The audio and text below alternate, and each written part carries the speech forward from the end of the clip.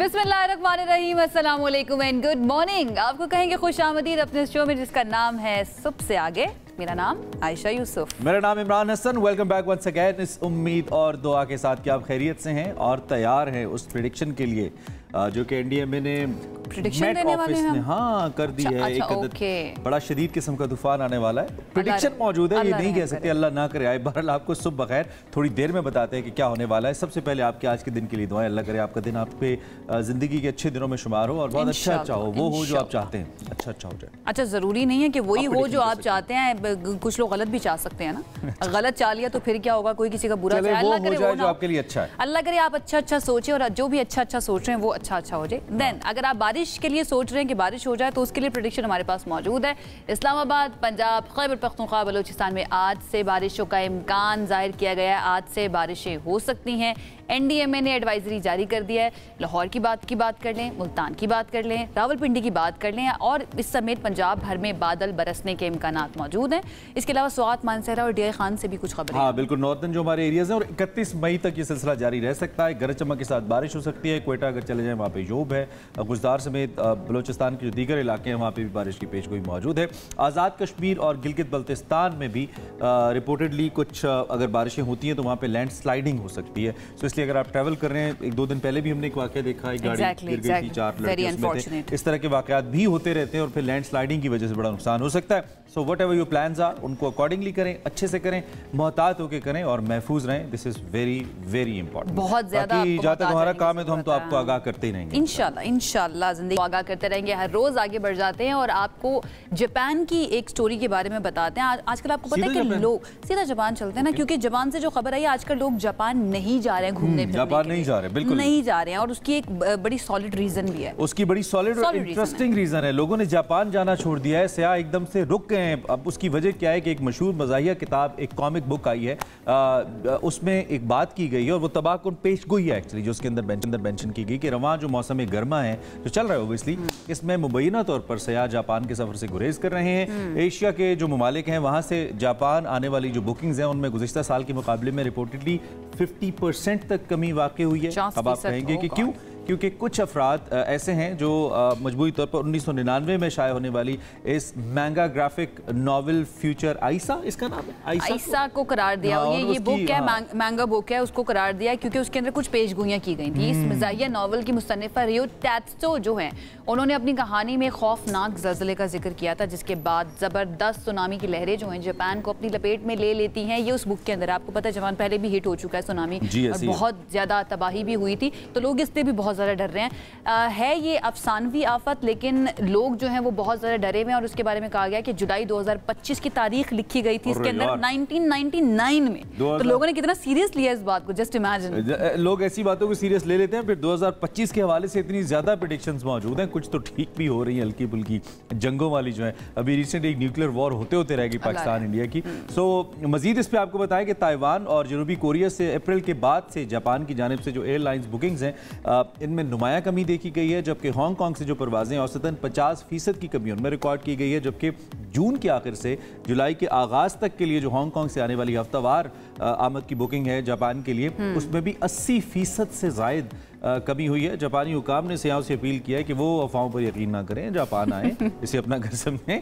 लेकिन जो साइंसदान हैं उन्होंने भी इस बात को दोहराया है कि मौजूदा साइंसी तरीक़ों से जो ज़ल्ज़लों का वक्त है या उसकी शिद्दत है, उसकी दुरुस्त पेशगोई मुमकिन नहीं। अगर ऐसा होता तो इससे पहले भी जापान बड़ा टेक्नोलॉजिकली एडवांस्ड है, तो सुनामी प्रेडिक्ट हो जाता। लेकिन आपको पता है कि स्पेकुलेशन जो होती है ना, वो आपकी स्टॉक मार्केट को ऊपर नीचे करके रख देती है, आपकी इकोनॉमी को बर्बाद करके रख देती है। तो स्पेकुलेशन के ऊपर लोग बहुत ज़्यादा तवज्जो करते हैं। देता हूँ और आज से 15 साल के बाद किसी खास मुल्क के अंदर एक पेशगोई कर देता हूँ और फिर क्या पता लोग उसको पढ़ के मेरी बात को भी आपने बताना है कि वो फिक्शन है। नहीं, मुझसे कौन पूछेगा? आपने बताना है कि वो फिक्शन है, ठीक है? अगर आप फिक्शन नहीं कहेंगे तो लोगों ने उसके ऊपर भी यकीन कर लेना है। आपको अब बरतानिया लेके चलते हैं। बरतानिया में क्या हुआ? बरतानिया में भी कुछ इंटरेस्टिंग हुआ। इसलिए पहाड़ी से लड़खड़ा दिलचस्प मुकाबला हुआ। सैकड़ों अफराद ने इसमें शिरकत की। उन्होंने कहा और कुछ नहीं करते, पहाड़ी से लड़खड़ा लो।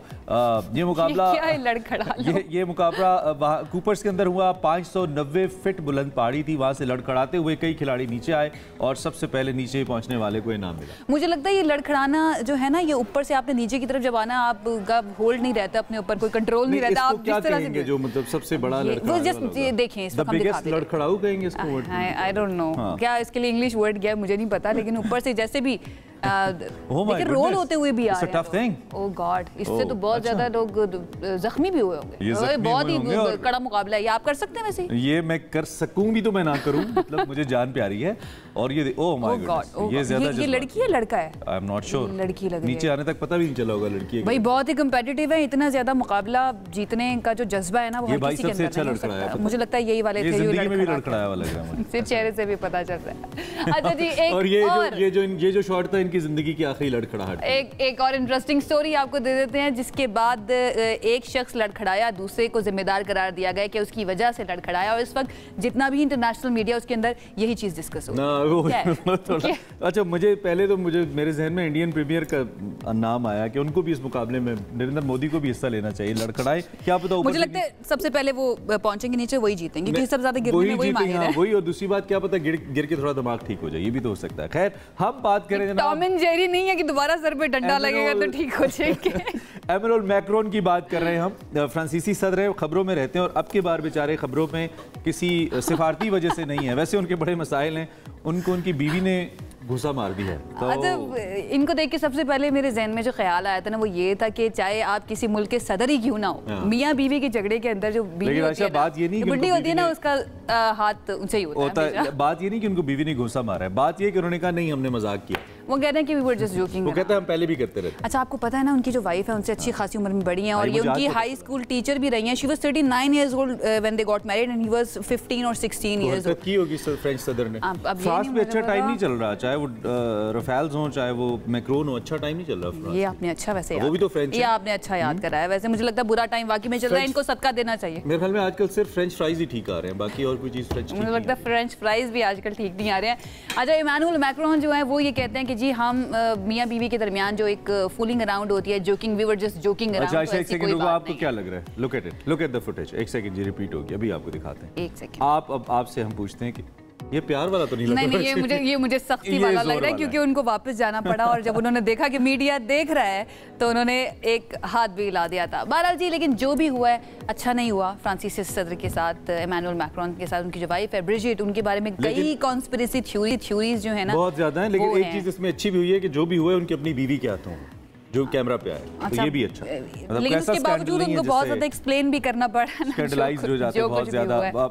हमारे पास एक फुटेज आई, पूरी दुनिया में चल रही है, इस पे मीम्स बड़ी इंटरेस्टिंग बन रही हैं दुनिया भर के अंदर। तो ऑब्वियसली मीमर्स कहाँ पीछे रह सकते हैं, मीमर्स को तो मवाद चाहिए होता है, मवाद चाहिए, वेरी इंपॉर्टेंट, और बिल्कुल ऐसी है। लेकिन मीम्स जो है हमारी पाकिस्तानी पॉलिटिक्स के ऊपर भी कम नहीं बनती हैं, ठीक है। हो जो रहा वो असल में हो रहा होता है, लेकिन उसके साथ साथ उसके ऊपर मीम्स भी चल रही होती है। और मुझे लगता है कि पाकिस्तानी जिंदगी इस तरह से जो हालात है ना, मीम नहीं है, वो पॉलिटिकल पार्टी है जिसका आप तस्करा करने। मैंने किसी का नाम नहीं लिया, ये जानबूझ के मुझे फंसाना चाहते हैं, ठीक है। आप सब लोगों ने गवाह रहना, डायरेक्टली आएंगे, आप कहेंगे हम क्या बात करें भाई। मौजूदा सियासत की बात करते हैं, और सियासत में सारी जमातें हैं, जैसे PMLN है, पीपल्स पार्टी है, लेकिन तस्करा तहरीक इंसाफ का इसलिए रहता है क्योंकि उनकी एहतजाजी तहरीक एक बार फिर ऐसा लगता है कि जन्म लेने वाली है। बानी तहरीक इंसाफ जो है, उनकी रिहाई के लिए उनकी बहन अलीमा खान ने इस हवाले से कहा है कि बानी ने खुद कहा है कि पार्टी बड़ी तहरीक की तैयारी शुरू कर दे, और जो लोग हैं वो इस बार इस्लामाबाद नहीं बुलाऊंगा, पूरे पाकिस्तान में तहरीक चलाएंगे। There is a new strategy, और रिपोर्टेडली जो लीड करने के लिए खैबर पख्तूनख्वा से वो वंस अगेन जो चीफ मिनिस्टर है वहाँ के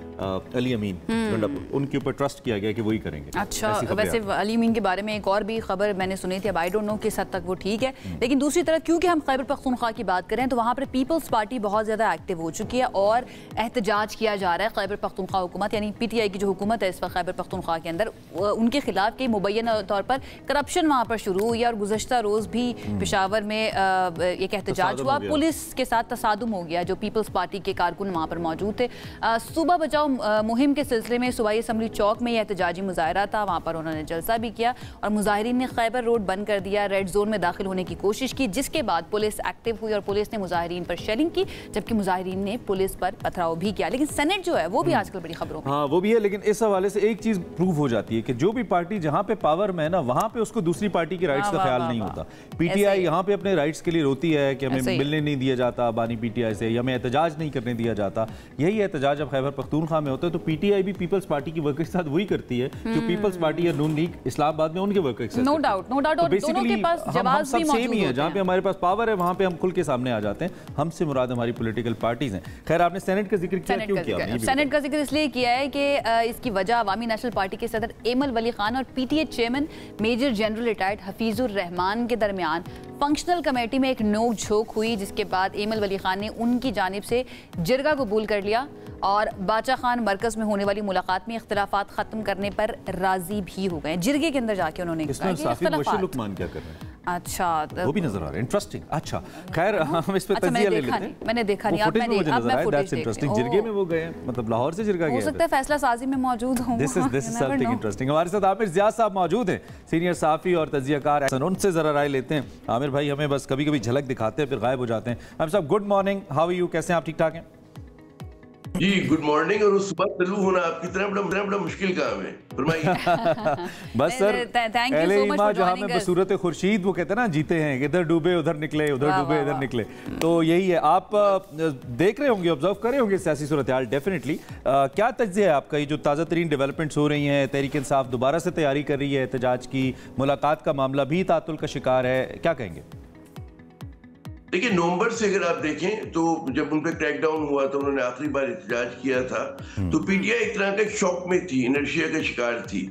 और दो लेवल्स पे आप सियासत कर सकते हैं। या तो आप हुकूमत पे दबाव डालने के लिए सड़कों की बात करें, सड़कों पे आना हुकूमत ने उनके लिए बड़ा मुश्किल बना दिया, उसकी कीमत बहुत भारी उनको अदा करनी पड़ रही है। और दूसरी बात है कि सियासी जोड़ तोड़ में भी जो उनकी कोशिशें थी एक बड़े अलायंस की, हम देखते हैं कि वो अभी तक कामयाब नहीं हुई हैं।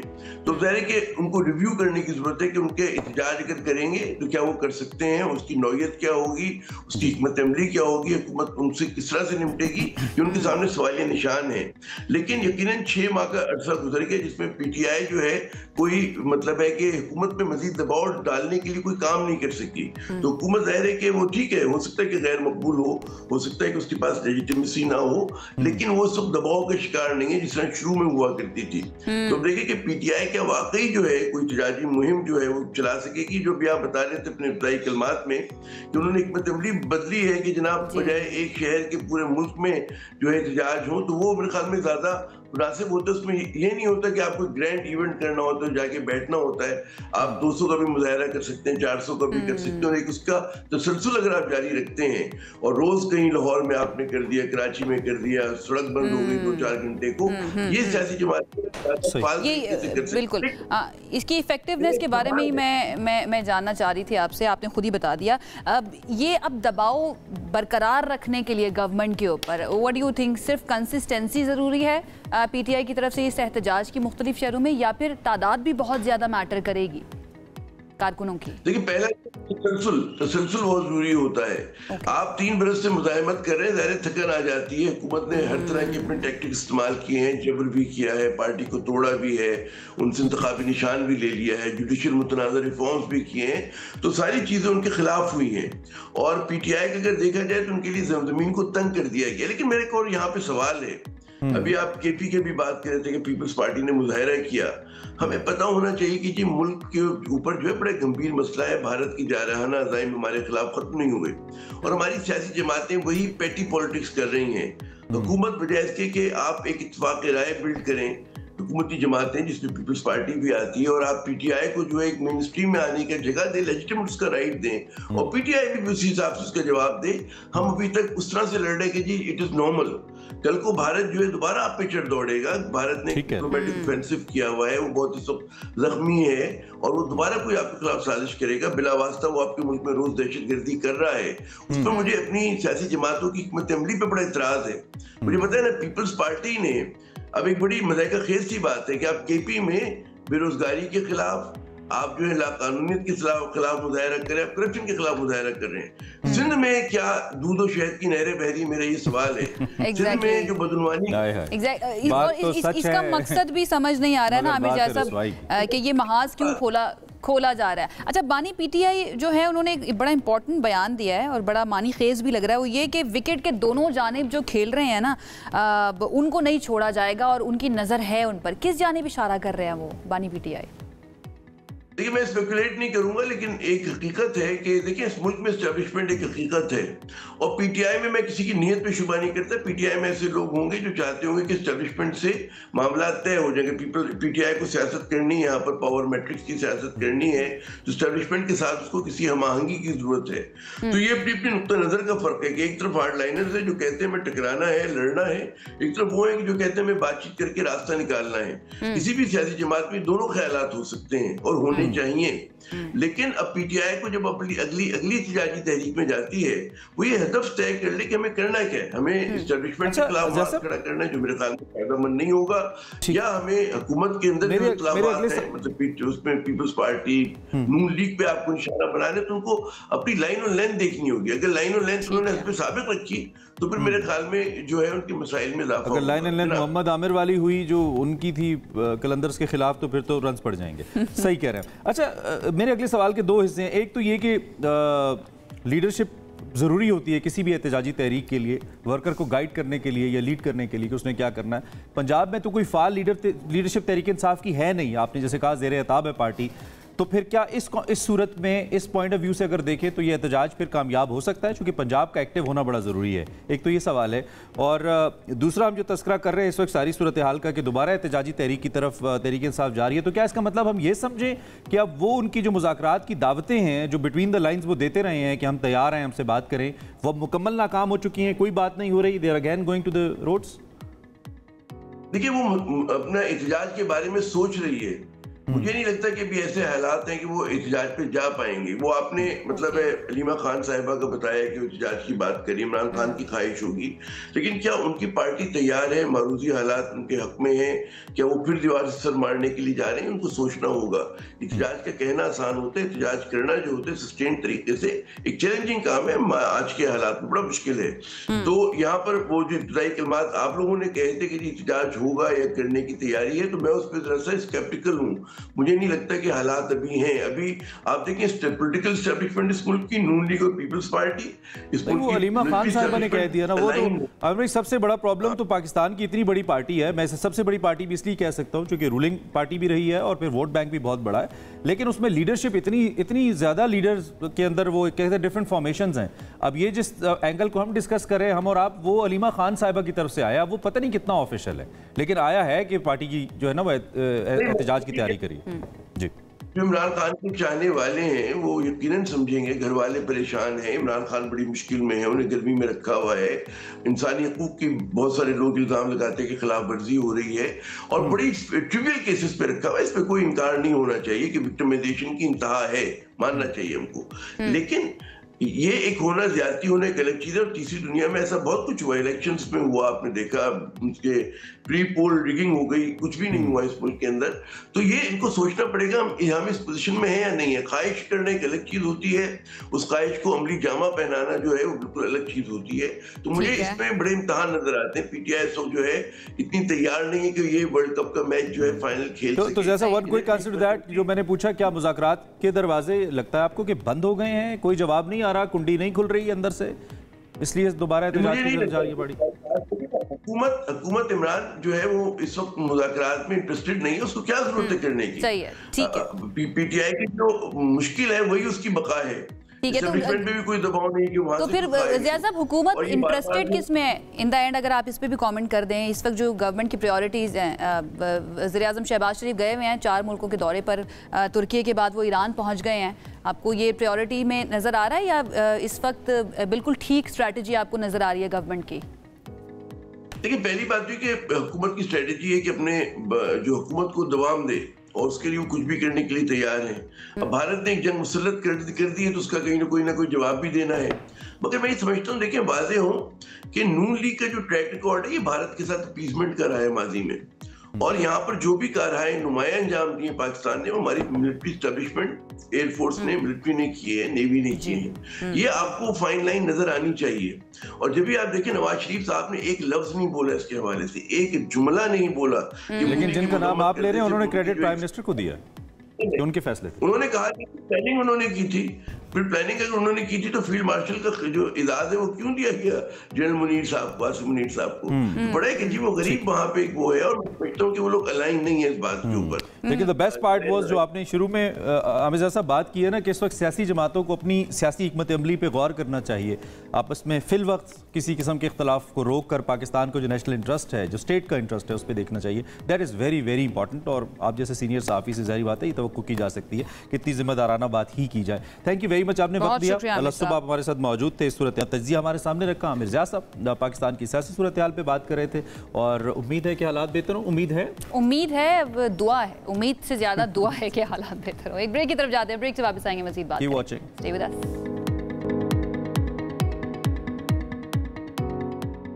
वेलकम बैक, यू वाचिंग सुबह से आगे। आज दुनिया भर में एमरजेंसी मेडिसिन डे मनाया जा रहा है, जिसका मकसद जो तरक्की याफ्ता, मरबूत और मौसर एमरजेंसी मेडिकल सिस्टम्स है, इसके बारे में लोगों के अंदर आगाही या शऊर को बढ़ाना है, ताकि जितने भी हंगामी हालात हों उसमें बर वक्त रिस्पॉन्स के ज़रिए ज़्यादा से ज़्यादा ज़िंदगियाँ बचाई जा सकें, नुकसान कम किया जा सके। इस दिन का एक और मकसद भी है, और वो मकसद तमाम उन हीरोज़ को, गुमनाम हीरोज़ को भी बल्कि कह सकते हैं, खिराज तहसीन पेश करना है, जो इस लिहाज से ज़िंदगियाँ बचाते हैं, सर्व करते हैं, फ्रंट लाइन पर मौजूद होते हैं। और हमने भी कोशिश की आज कि हम इस सेशन के अंदर इनफैक्ट करने जा रहे हैं कि इस हवाले से बात करें, उनको खिराज तहसीन डेफिनेटली उन चैलेंजेस की बात करने जा रहे हैं जो इमरजेंसी रूम्स में मौजूद डॉक्टर्स, नर्सेज, पैरामेडिकल स्टाफ रोज़ाना की बुनियाद पर झेल रहे होते हैं। और ये भी जानेंगे कि आम शहरी जो है वो किस तरह से किसी भी इमरजेंसी की सूरत में अपना मुस्बत किरदार अदा कर सकता है, किस तरह से अगर कोई डॉक्टर मौजूद नहीं है, कोई मेडिकल स्पेशलिस्ट मौजूद नहीं है, तो कैसे किसी इंसान की जान फौरी तौर पर कुछ एक्टिविटीज़ करके बचाई जा सकती हैं। हमारे साथ आज मौजूद हैं स्टूडियोज़ में कंसल्टेंट इमरजेंसी मेडिसिन डॉक्टर मील वहीद साहब, उनसे इस बारे में बात करते हैं। अस्सलाम वालेकुम डॉक्टर साहब, कैसे हैं आप? वालेकुम सलाम, thank you so much. Glad to have you. सबसे पहले ज़रा बताइएगा इमरजेंसी मेडिसिन इस शोबे के बारे में थोड़ा सा ज़रा आप एक्सप्लेन। आज का दिन तो आपको भी खिराज तहसीन पेश करने का दिन है। बहुत बहुत शुक्रिया। ऑल्सो आप सब हीरोज हैं जो, and I am sitting on behalf of all emergency medicine community of Pakistan and the world. Indeed. So thank you so much for giving me this opportunity to explain कि इमरजेंसी मेडिसिन क्या है। दो लफ्ज़ों में अगर मैं बयान करूँ तो emergency medicine deals with all unscheduled and unplanned emergencies. तो सादा ज़ुबान में अगर कह लें कि कोई भी ऐसी बीमारी जो अचानक शुरू हो और उसमें फौरी तिब्बी इमदाद की ज़रूरत हो, उसमें एक्सीडेंट्स हैं, उसमें आप घर में बैठे हैं, गिर गए हैं, कोई बच्चा गिर गया है, आप अचानक सीने में दर्द शुरू हो गया, पेट में दर्द शुरू हो गया, यानी आपने 5 मिनट पहले तक सोचा नहीं था कि हॉस्पिटल जाना है और 5 मिनट के बाद आपको हॉस्पिटल की ज़रूरत है, तो आपने इमरजेंसी मेडिसिन डिपार्टमेंट में आना है और वहीं हर चीज़ का आपको इलाज होगा। बिल्कुल ठीक है। पाकिस्तान कहाँ स्टैंड करता है इसको लेकर, इमरजेंसी केसेस को लेकर या इसकी ज़रूरत को लेकर? मुझे लगता है यहाँ पे ये केसेस सबसे ज़्यादा होते होंगे, ऐसा लगता है। जी देखिए इमरान, अब अनफॉर्चुनेटली पाकिस्तान में इमरजेंसी मेडिसिन दुनिया में भी it's only about 80-70 years that this speciality came, लेकिन पाकिस्तान में तो we only started very late. In 2010, College of Physicians Surgeons of Pakistan started training in emergency medicine. और अभी तक अगर मैं कहूँ कि पाकिस्तान में तकरीबन 50 या 60 या 100 से कम ही इमरजेंसी के कंसल्टेंट्स होंगे। अच्छा। पूरे पाकिस्तान में। तो आप हमारी so is it a different degree doctor साहब? अलग से डिग्री है या कोई स्पेशलाइजेशन है या it's about your experience and certain operational skills? How you become a emergency medicine specialist? You have to become a doctor first, obviously MBBS के बाद। जैसे आप सर्जन बनना चाहते हैं, जैसे आप कार्डियोलॉजिस्ट बनना चाहते हैं, इसी तरह आप इमरजेंसी कंसल्टेंट एक फील्ड है।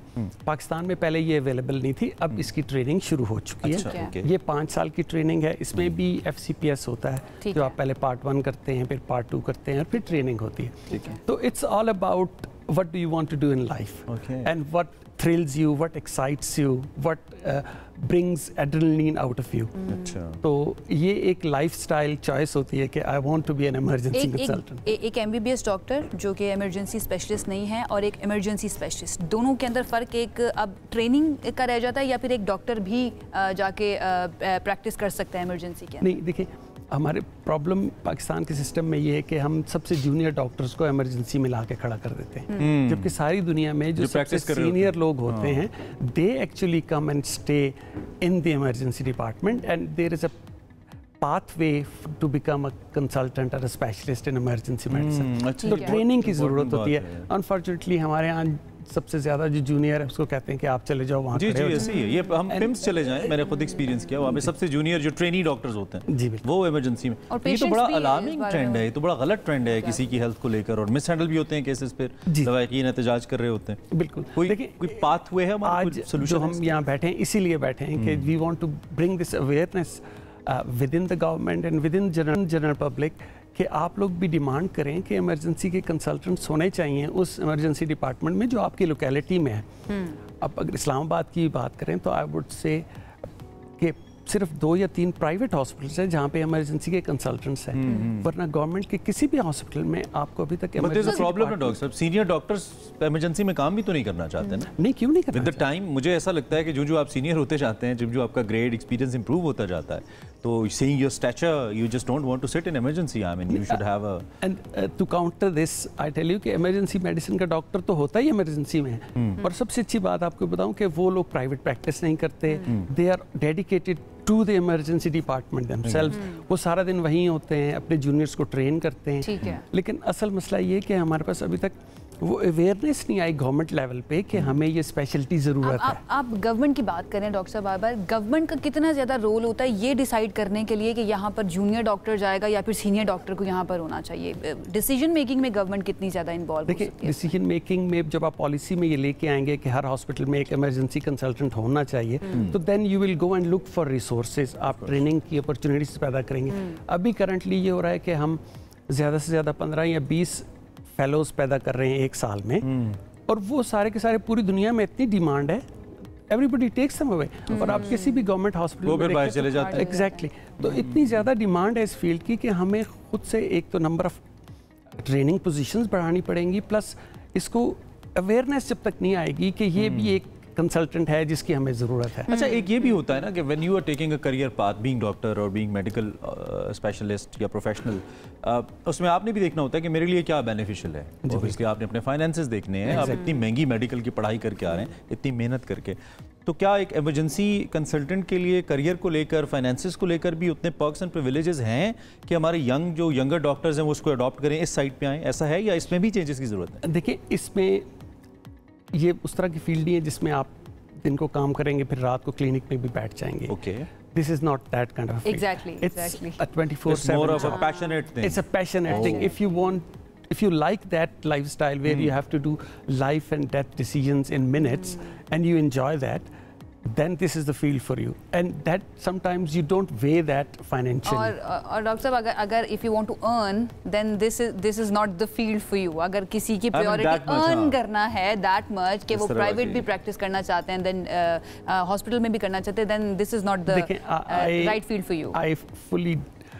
I don't like this thing कि जो डॉक्टर जो है ना वो इसलिए डॉक्टर बने कि वो पैसे बनाना चाहते हैं। This is the byproduct. Basic चीज तो फिर, लेकिन अगर आपने पैसे बनाने के लिए डॉक्टर बनना है तो फिर डॉक्टर ना बने, फिर आपको बिजनेस कर ले, और बहुत सारे डॉक्टर्स कर भी रहे हैं वैसे, अनफॉर्चुनेटली। और मैं आपको बताऊं कि मैं अपनी मिसाल आपको देता हूं। I left a lucrative job in England and Ireland. I was a consultant there for 20 years and I have come back to Pakistan. इसलिए नहीं कि मुझे पैसे चाहिए थे, बल्कि इसलिए कि मेरे साथ तरह के और भी बहुत दोस्त हैं पाकिस्तान में जो आए हैं वापस कि मुझे लोगों को डिलीवर करूं, वापस करूं। We need to give something back to this country जहाँ पे हमें which has given us so much. Very nice. और कितना अर्सा बाहर आपने सर्व किया? मैं तकरीबन 20 साल बाहर रहे और फिर अब आप माशाल्लाह, नहीं, it's really great to have you माशाल्लाह। और आप जैसे लोग ही ये एक रिवायात ऐसी सेट करते हैं। अच्छा, मुझे ये भी बताइए कि बड़े स्ट्रांग नर्व्स चाहिए होते हैं। जी बिल्कुल। इज देयर एनी इंसिडेंट, को वाकया ऐसा कुछ ऐसी आपकी लाइफ में तो डेली होते हैं आई बिलीव, लेकिन कोई चीज़ जो आपको याद रह गई हो किसी पेशेंट को लेकर, कोई ऐसा डिसीजन जो आपने लिया हो, कोई शेयर करना चाहे हमारे साथ स्टोरी, इंस्पिरेशनल? बिल्कुल। अभी मैं 3 दिन पहले हमारा इधर एफ्टन में एक बैंक है, उधर गया था। वहाँ पे उनके एक मुलाजिम है, वो आए मुझे और मुझे मिले, तो आई इंस्टेंटली रिकग्नाइज देम, क्योंकि कुछ 4 महीने पहले उनको हमारे पास लाया गया था कार्डिक अरेस्ट में। अच्छा। जब वो आए, he was a young guy, he was coming out of the lift और बैंक में गिर गए, हार्ट अटैक हो गया। जी हाँ। अच्छा। तो लकीली हमारा हॉस्पिटल नज़दीक ही था, तो वो उधर लेके आ गए। हमने उनका CPR किया, उनको रिवाइव किया। तो जब उनकी पल्स वापस आई तो हमने ECG की, तो उसमें लगा कि उनको सवियर हार्ट अटैक है। तो हमने फौरी तौर पे उनको कैथ लैब में शिफ्ट किया। वहाँ पे उनको उनकी जो बंद आर्टरी थी वो खोली गई, और अल्लाह के फजल से कुछ 10 दिन के बाद ही वाज डिस्चार्ज होम और I was so happy to see him there in the bank. These are the stories which actually keep you going. और मेरे ख्याल में यही वो चीज़ इसकी बात आप करें कि वो एक ड्राइव आपको लेके जाती है। बिल्कुल ऐसे। अच्छा डॉक्टर साहब, कुछ हमें अब गाइड कीजिए देखने वालों को भी और हमें भी कि कुछ ऐसी सडन अगर कोई बीमारी हो जाए या आपको मेडिकल स्पेशलिस्ट की ज़रूरत हो जाए तो क्या करना चाहिए? अगर हार्ट अटैक हो रहा है तो फिर क्या करना चाहिए? क्या पता चल जाएगा आपको वो क्या सिम्टम्स हैं एंड देन फौरी तौर पर घर वालों को या इर्द गिर्द जो लोग मौजूद हैं उनको क्या करना चाहिए? जी, ये बहुत अच्छा सवाल है और मैं इसको इस कॉन्टेक्स्ट में बताना चाहूँगा कि पाकिस्तान में डायबिटीज़ बहुत ज़्यादा है और डायबिटीज़ के जो पेशेंट्स होते हैं उनमें हार्ट अटैक के चांसेस भी ज़्यादा होते हैं और वो उस तरह से ज़ाहिर नहीं होंगे जिस तरह से एक नॉर्मल आदमी में होंगे। आप लोगों को पता है, हमें जनरल पब्लिक को पता है कि जी अगर हार्ट अटैक हो रहा है तो सीने में दर्द होगा, कोई बाजू में दर्द आ जाएगा, लेकिन अगर एक डायबिटिक है तो उसको पेट के ऊपर वाले हिस्से में दर्द होगा। और बाज़ लोग हमारे पास आते हैं, हम कहते हैं कि हमने ईसीजी करनी है तो वो नाराज़ होते हैं, कहते हैं आप पैसे बनाने के लिए ईसीजी कर रहे हैं। मैं ये कहना चाहता हूँ कि डायबिटीज़ में अगर आप पेट के ऊपर वाले हिस्से में भी दर्द है तो वो भी हार्ट अटैक का दर्द हो सकता है। तो काइंडली जब आप हॉस्पिटल जाइए तो डॉक्टर्स पे एतमाद कीजिए, जो वो करना चाहते हैं उनसे डिस्कस करें कि आप ये करना चाहते हैं, क्यों करना चाहते हैं। And one quick answer doctor साहब, सिस्टम को लेकर जो आपने कहा प्रॉब्लम्स हैं ठीक होनी चाहिए, आप सीनियर डॉक्टर हैं, सजेशंस क्या देंगे? किन स्टेप्स पे काम करें तो जो इमरजेंसी कंसल्टेंट्स की तादाद बढ़ सकती है और ये मसला हल हो सकता है? Last question. जी देखिए, सबसे पहले तो यही है कि हमें एक पोस्ट क्रिएट करनी पड़ेंगी गवर्नमेंट सेक्टर में। ठीक है, जैसे सर्जन की पोस्ट है, इस तरह से हमें इमरजेंसी मेडिसिन कंसल्टेंट्स की पोस्ट इंक्रीज करनी पड़ेगी और फिर उस हिसाब से हमें नंबर ऑफ ट्रेनीज जो हैं वो भी इंक्रीज करना पड़ेगा। ठीक है, तो ये एक अपहिल बैटल है। आप 2010 में हमने शुरू की है, हम 15 साल हैं अभी।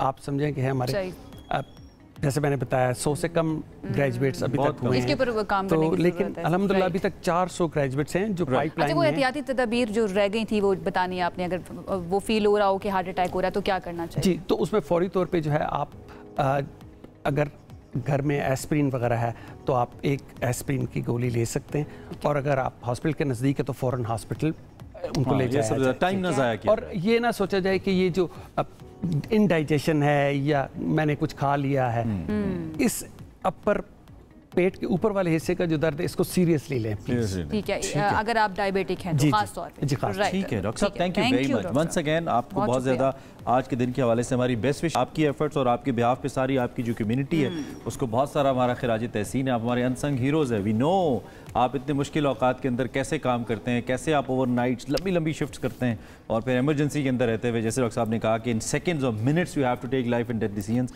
इट्स रियली वेरी हार्ड और समटाइम्स वो डिसीजन जो आप अपनी समझ के मुताबिक ठीक लेते हैं आयशा, वो ठीक नहीं निकलता। And ultimately as it is about a human life, लोग समझते हैं कि शायद इस डॉक्टर इनकॉम्पिटेंट है, वो अपनी समझ के मुताबिक ठीक कर रहा होता है, लेकिन कुछ चीज़ें फिर कुदरत के हाथ में। Hats off to all the doctors, specially जो इमरजेंसी फील्ड से जो जुड़े हुए हैं। आप सबको बहुत ज़्यादा खिराज तहसीन हमारी तरफ से, क्योंकि आप लोग जाने बचाते हैं और जाने बचाना जो है ना वो बहुत ही ज़्यादा नेक काम है। खैर जी, आगे बढ़ जाते हैं। एक और चीज़ जो अब ऐसा लग रहा है कि अब जान लेने पर तुल गया है और वो है क्लाइमेट चेंज। आपको पता है हमारे आम जो है उनकी पैदावार भी अब मैंने सुना है कम होना शुरू हो जाएगी। अच्छा, हमारे यहाँ खास पहले ही नहीं थे, अब आम भी कम हो रहे हैं। पहले हमारे खास मैंगो हमारे खास मुल्क छोड़ के जा रहे हैं आयशा, अब आम भी कम हो रही है। Talking about mangoes, not the आम, कॉमन मैन की हम बात नहीं करें। खैर मुख्तलिफ शोबों की तरह आयशा सेड, बिल्कुल शदीद मुतासिर है ये पैदावार और जो किसान हैं वो मुसलसल इस पर नुकसान उठा रहे हैं। खासतौर पर हमारा सिंध का इलाका या साउथ पंजाब का इलाका जो कि जाना जाता है अच्छे आमों की वजह से, वहाँ पे इस पर काफ़ी असर पड़ रहा है। And the major reason is climate change, right? Climate change है और ये भी कहा जा रहा है कि जो हमने टारगेट रखा था कि हमने बरामद भी करने हैं आम, तकरीबन 1.25 लाख टन के करीब आम को बरामद करने का हदफ रखा गया था, जिससे $10 करोड़ का हमें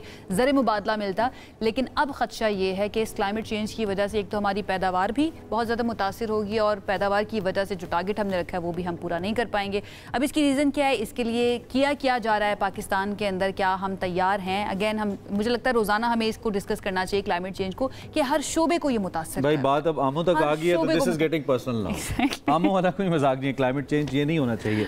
आम हमारे कम नहीं होने चाहिए, लेकिन 30 से 40% कमी बहुत बड़ी कमी है। ये सिर्फ ज़र मुबादला की बात नहीं है, एक्सपोर्ट्स की बात नहीं, ओवरऑल हमारा जो एक एटमॉस्फेयर है उसके लिए हमारी पहचान है, दुनिया भर में हमारा ब्रांड एम्बेसडर है हमारा मैंगो। खैर मुल्क में 2023 में तकरीबन आमों की जो मजमूई पैदावार है वो 18 लाख टन थी। इसके बाद 2024 में ये 14 लाख रही, 4 लाख फिर कम हो गई और अब जो पैदावार है ये 18 लाख से भी कम हो, ऐसी उम्मीद की जा रही है कि हो सकती है। So it's very alarming. तो इसी पे हमने बात करनी है। हमारे साथ मौजूद है मैंगो रिसर्च इंस्टीट्यूट के डायरेक्टर हैं हाफिज आसिफ साहब। उनकी तरफ उनसे बात करते हैं, उनसे जानते हैं कि क्या किया जा रहा है सूरत हाल को कंट्रोल करने के लिए। हाफिज साहब थैंक यू सो मच हमें ज्वाइन करने के लिए। सबसे पहले तो ज़रा ये आम की फसल जो है बड़े बड़े चैलेंजेस का सामना इसको करना पड़ा है, ज़रा थोड़ा एक्सप्लेन कीजिएगा इसको, क्या चैलेंजेस हैं? Thank you Ayesha Yusuf. मैं doctor Asif Rahman, director mango research institute आम के बागबानों से आज हम न्यूज़ के चैनल से आपकी वसातत से मैं उनसे मुखातिब हूँ कि जो इस वक्त चैलेंजेस हैं मैंगो को, सबसे बड़े दरपेश चैलेंजेस आ रहे हैं वो हीट वेव का चैलेंज है नंबर 1। क्योंकि हीट वेव इस वक्त जो आप देखें कि अप्रैल का एंड है, वो मई का एंड है और इस मई के एंड के ऊपर इस वक्त टेम्परेचर 42 to 46 को राइज़ कर गया है। इससे एक तो ये है कि आम की फसल इफेक्ट हो रही है, ख़ास तौर पर 2 वैरायटीज़, सिंदड़ी जिसके अंदर बहुत बड़े प्रॉब्लम आते हैं और जो हमारी एक्सपोर्टेबल वैरायटीज़ है इसका शेयर हमारी एक्सपोर्ट में 55% है और ये इसमें डी शेप होना शुरू हो जाती है, इसका साइज़ डी साइज़ हो जाता है, जिसकी वजह से इसके एक्सपोर्ट के अंदर हमें प्रॉब्लम आते हैं। इसके टेस्ट पे भी दूसरी वैरायटी और हमारी एक्सपोर्टेबल साइज़ पे फ़र्क पड़ता है? जी सर, इसलिए डी शेप जो सिंदड़ी वैरायटी डी शेप हो जाती है, बिल्कुल इसका टर्न ओवर हो जाती है और इसका साइज़ डेवलप नहीं होता जब अगर टेम्परेचर राइज हो जाता है, अर्ली टेम्परेचर राइज हो जाता है, इसका ये इफेक्ट होता है। और एक और हमारी दूसरी वैरायटीज़ है, बड़ी एक्सीलेंट वैरायटीज़ है, लेट चौंसा जिसको सफ़ेद चौंसा कहते हैं। सफ़ेद चौंसा भी हमारी हीट से बड़ा इफेक्ट होता है, इसमें सन बर्न के इशूज़ आ जाते हैं क्योंकि ये हमारी एक्सपोर्टेबल वैरायटी है। इसके अंदर एक साइड के ऊपर जहाँ पर हीट पड़ती है वहाँ से इसका ये बर्न हो जाता है और हमारी एक्सपोर्टेबल क्वालिटी इफेक्ट होती है। इसके हवाले से ये 2 वैरायटीज़ हैं स्पेशली जो हमारी हीट वेव से, क्लाइमेट चेंज से बहुत ज़्यादा। एक तो ये तो हकीकत है, अब ये जो क्लाइमेट चेंज है और आपने बताया भी कि इससे ये फसलें मुतासिर भी हो रही हैं, लेकिन दूसरी जानिब आप साइंटिफिकली कई ऐसे तरीके भी तो आ गए हैं कि हम कुछ उनको प्रोटेक्ट कर सकें, जैसे चीन के अंदर जदीद तरीके अपनाए जाते हैं। तो क्या हमारे पास कुछ ऐसी टेक्नोलॉजी, कोई ऐसे जदीद तरीके नहीं है जिनकी बेस पे हम इस नुकसान को कम से कम कर सकें? चूँकि सूरज तो गर्म हो रहा है, टेम्परेचर बढ़ रहा है, उसको तो रोकना शायद अभी पॉसिबल ना हो। तो कोई नए अंदाज, कोई नए तरीके, कोई इनोवेशन रिसर्च नहीं है हमारे पास?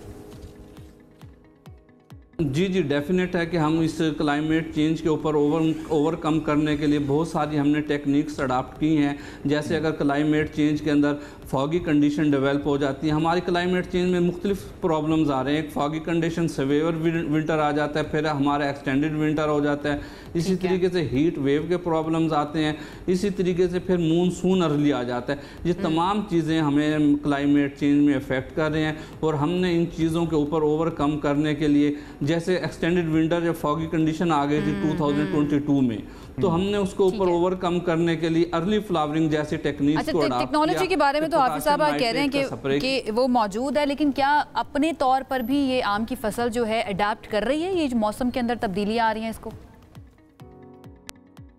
हाँ जी, वो ऐसे है, कुछ हमने न्यू वैरायटीज़ लाए हैं, इस किस्म की वैरायटीज़ लाए हैं। हमारी चनाब गोल्ड और अजीम चौंसा ये ऐसी वैरायटीज़ हैं, जैसे आजकल आंधी और तूफ़ान का सिलसिला चल रहा है, अभी 2 रोज़ पहले आंधी और तूफ़ान आए हैं शदीद। हमारी अजीम चौंसा वैरायटीज़ बड़ी एक्सीलेंट वैरायटीज़ है, इसकी पेडिसल के साथ इसकी जॉइंट जो है इतना हार्ड है कि आंधी तूफ़ान में भी उसका फ्रूट ड्रॉप नहीं होता है।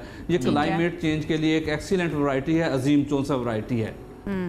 तो इसका मतलब है कि इस दफ़ा हमें जो चौंसा है वो पहले इतना महंगा होता है और महंगा मिल सकता है, चूँकि अच्छा एक्सपोर्ट हो जाएगा और जो थोड़ा अच्छा बचेगा बड़ा महंगा मिलेगा। ठीक है हाफिज साहब, टाइम है हमारे पास? टाइम खत्म हो गया। थैंक यू वेरी मच, बहुत शुक्रिया आप हमारे साथ मौजूद रहे। असल में मकसद इस इशू को हाईलाइट करना था। जारी बात है आपका तो एक कारोबारी इंटरेस्ट भी है और ज़रूरी है कि आप इस पर बात करें। फिर गवर्नमेंट को जो भी कुछ इनोवेशन की मद में या रिसर्च की मद में जो इनिशिएटिव गवर्नमेंट ले सकती है वो करना चाहिए। जाते जाते आपको ये बताएं कि दुनिया में जो सबसे महंगा आम है ना, वो कौन सा है आयशा?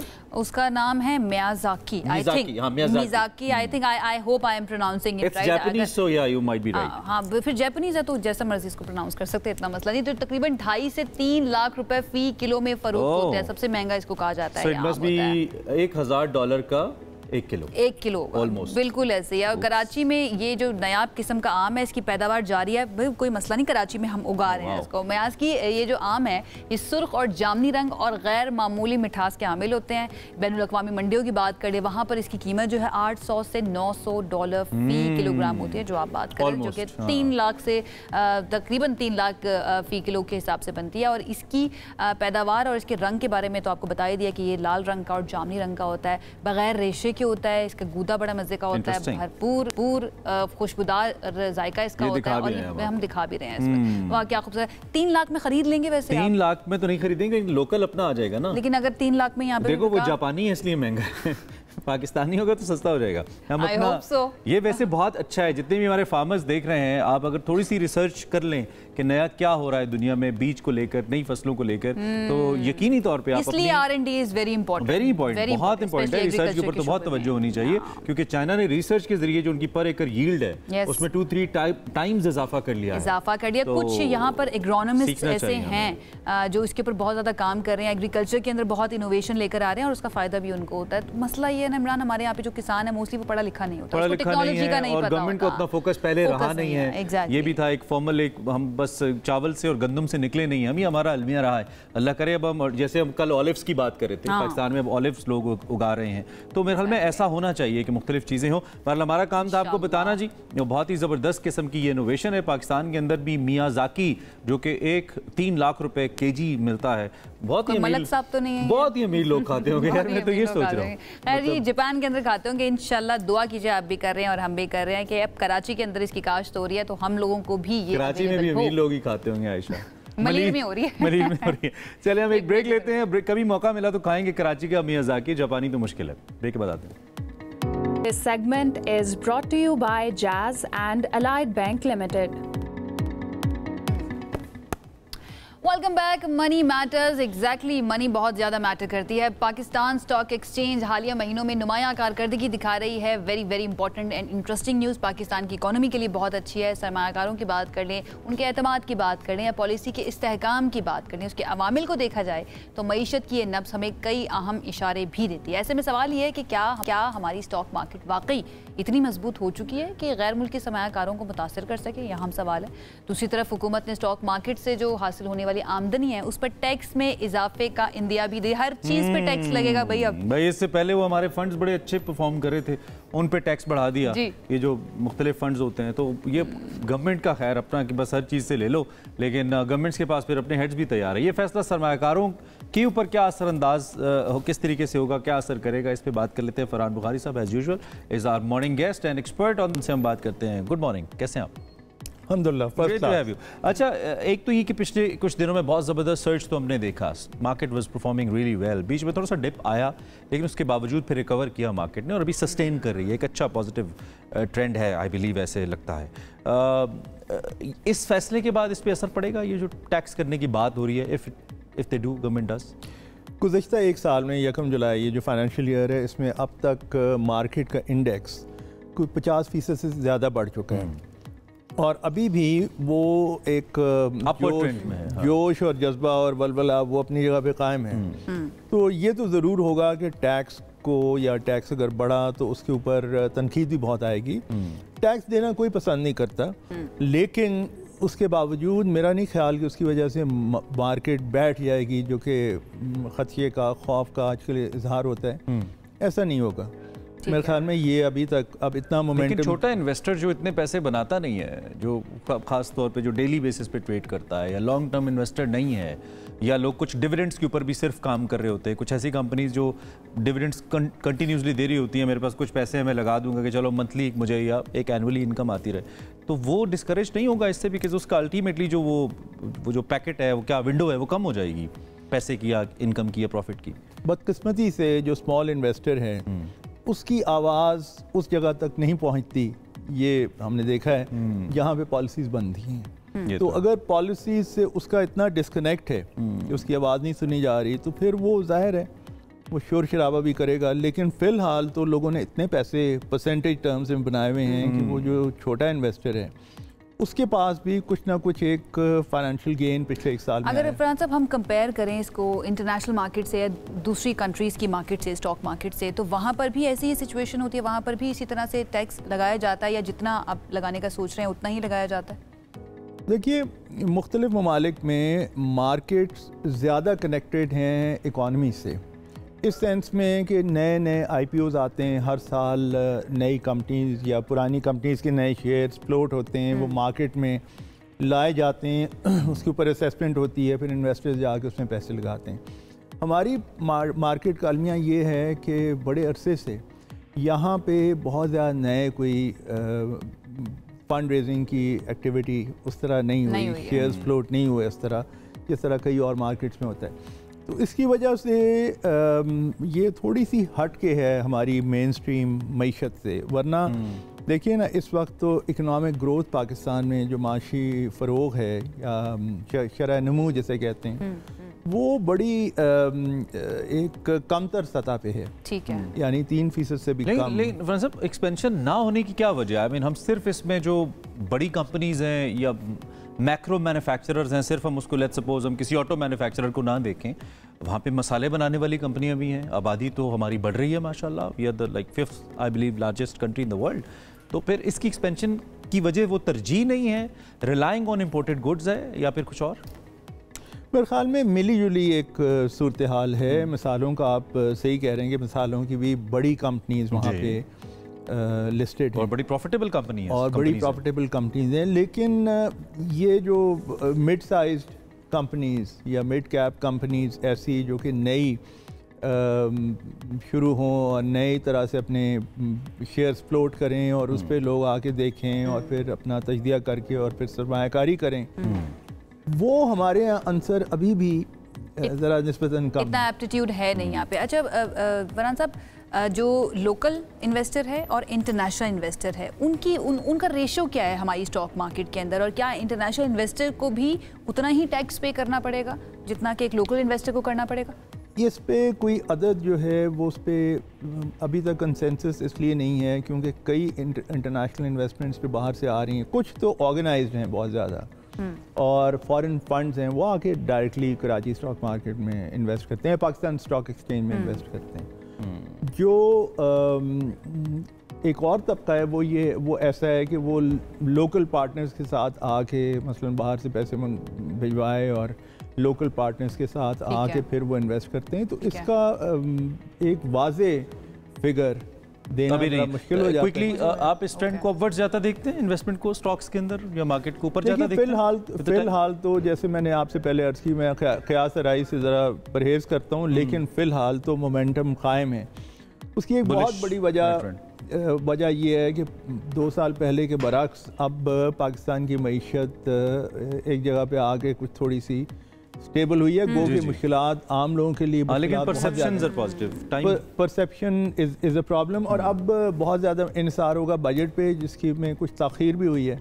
तो देखते हैं बजट आने के बाद फिर क्या सूरत हाल होती है, लेकिन मुझे ये लगता है कि मोमेंटम बरकरार रहेगा फिलहाल। और पाकिस्तान ने जो कि जंग के अंदर भी बड़ा अच्छा परफॉर्म किया, ओवरऑल एक इमेज बड़ा अच्छा है, सिफारती सतह पे पाकिस्तान की बड़ी कामयाबियां, मुल्क साथ खड़े हैं, ये सारी चीज़ें बहुत मैटर करती हैं कि पॉलिसीज़ के अंदर एक कंसिस्टेंसी आ रही है, तो ये बहुत इंपॉर्टेंट है। अल्लाह करे को बड़ा सियासी एहतजाज न शुरू हो जाए, इट रियली हर्ट्स।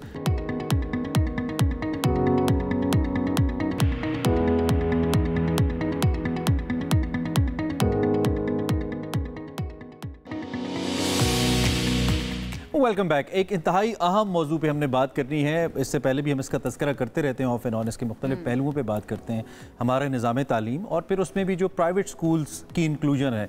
और अब तो एक ट्रेंड है, आई मीन लोग पब्लिक स्कूल की तरफ, जो प्राइवेट स्कूल्स हैं उनकी तरफ ज़्यादा जाते हैं, सरकारी स्कूल्स की तरफ कम जाते हैं। इनका जो फ़ीस स्ट्रक्चर है वो ऑफ एंड ऑन बहुत ज़्यादा ज़ेर बहस रहता है। अब ये कि जितने भी प्राइवेट स्कूल्स इस वक्त काम कर रहे हैं, ज़ाहिर बात है एक जानिब तो वो कंपैरेटिवली सरकारी स्कूल से बेहतर तालीम के दावेदार हैं, लेकिन दूसरी जानिब उनका जो फ़ीस स्ट्रक्चर है या उनका जो बिजनेस मॉडल है वो काफ़ी हद तक रिपोर्टेडली जो पेरेंट्स हैं जिन्होंने फीसेस देनी है, यूनिफॉर्म्स खरीदने हैं, स्कूल बैग्स या बुक्स खरीदने हैं, उनको बहुत ज़्यादा बॉदर करना शुरू हो गया आयशा। वो फीसेस बहुत ज़्यादा हैं और उन फीसेस के साथ साथ जो एक्स्ट्रा खर्चे हैं ना बच्चों के जो स्कूल्स डिमांड करते हैं वो वालिदैन को बड़ा परेशान करे और इस पर हमने कहा कि बात होनी चाहिए, इसके ऊपर होनी चाहिए। आजकल बहुत रेलिवेंट भी है क्योंकि नया साल जो है वो शुरू हो चुका है बच्चों का और इस दौरान बहुत ज़्यादा खर्चा भी होता है पेरेंट्स का बच्चों की तालीम के ऊपर। और स्पेशली अगर हम प्राइवेट स्कूल्स की बात करें तो ये तमाम इश्यूज अपनी जगह पर मौजूद हैं कि भाई स्कूल्स कहते हैं कि अगर आपको कॉपीज़ चाहिए तो वो भी आप हमसे ही खरीदें, लोगो वाली खरीदें, बुक्स भी यहीं से खरीदें एंड देन उनके रेट्स बड़े मुख्तलिफ होते हैं जो अक्सर पेरेंट्स अफोर्ड नहीं कर पाते हैं। तो हमने सोचा कि इस इशू को, अच्छा खासा ये बड़ा इशू है, इसको डिस्कस किया जाना चाहिए कि भाई क्या वजह क्या है इस चीज़ की। तो हमने दोनों पार्टीज़ को आज बुला लिया, हमारे साथ कुछ एजुकेशनिस्ट भी मौजूद होंगे, कुछ प्राइवेट स्कूल की रिप्रेजेंटेशन भी होगी, उनसे हम जानेंगे कि ऐसा क्यों है।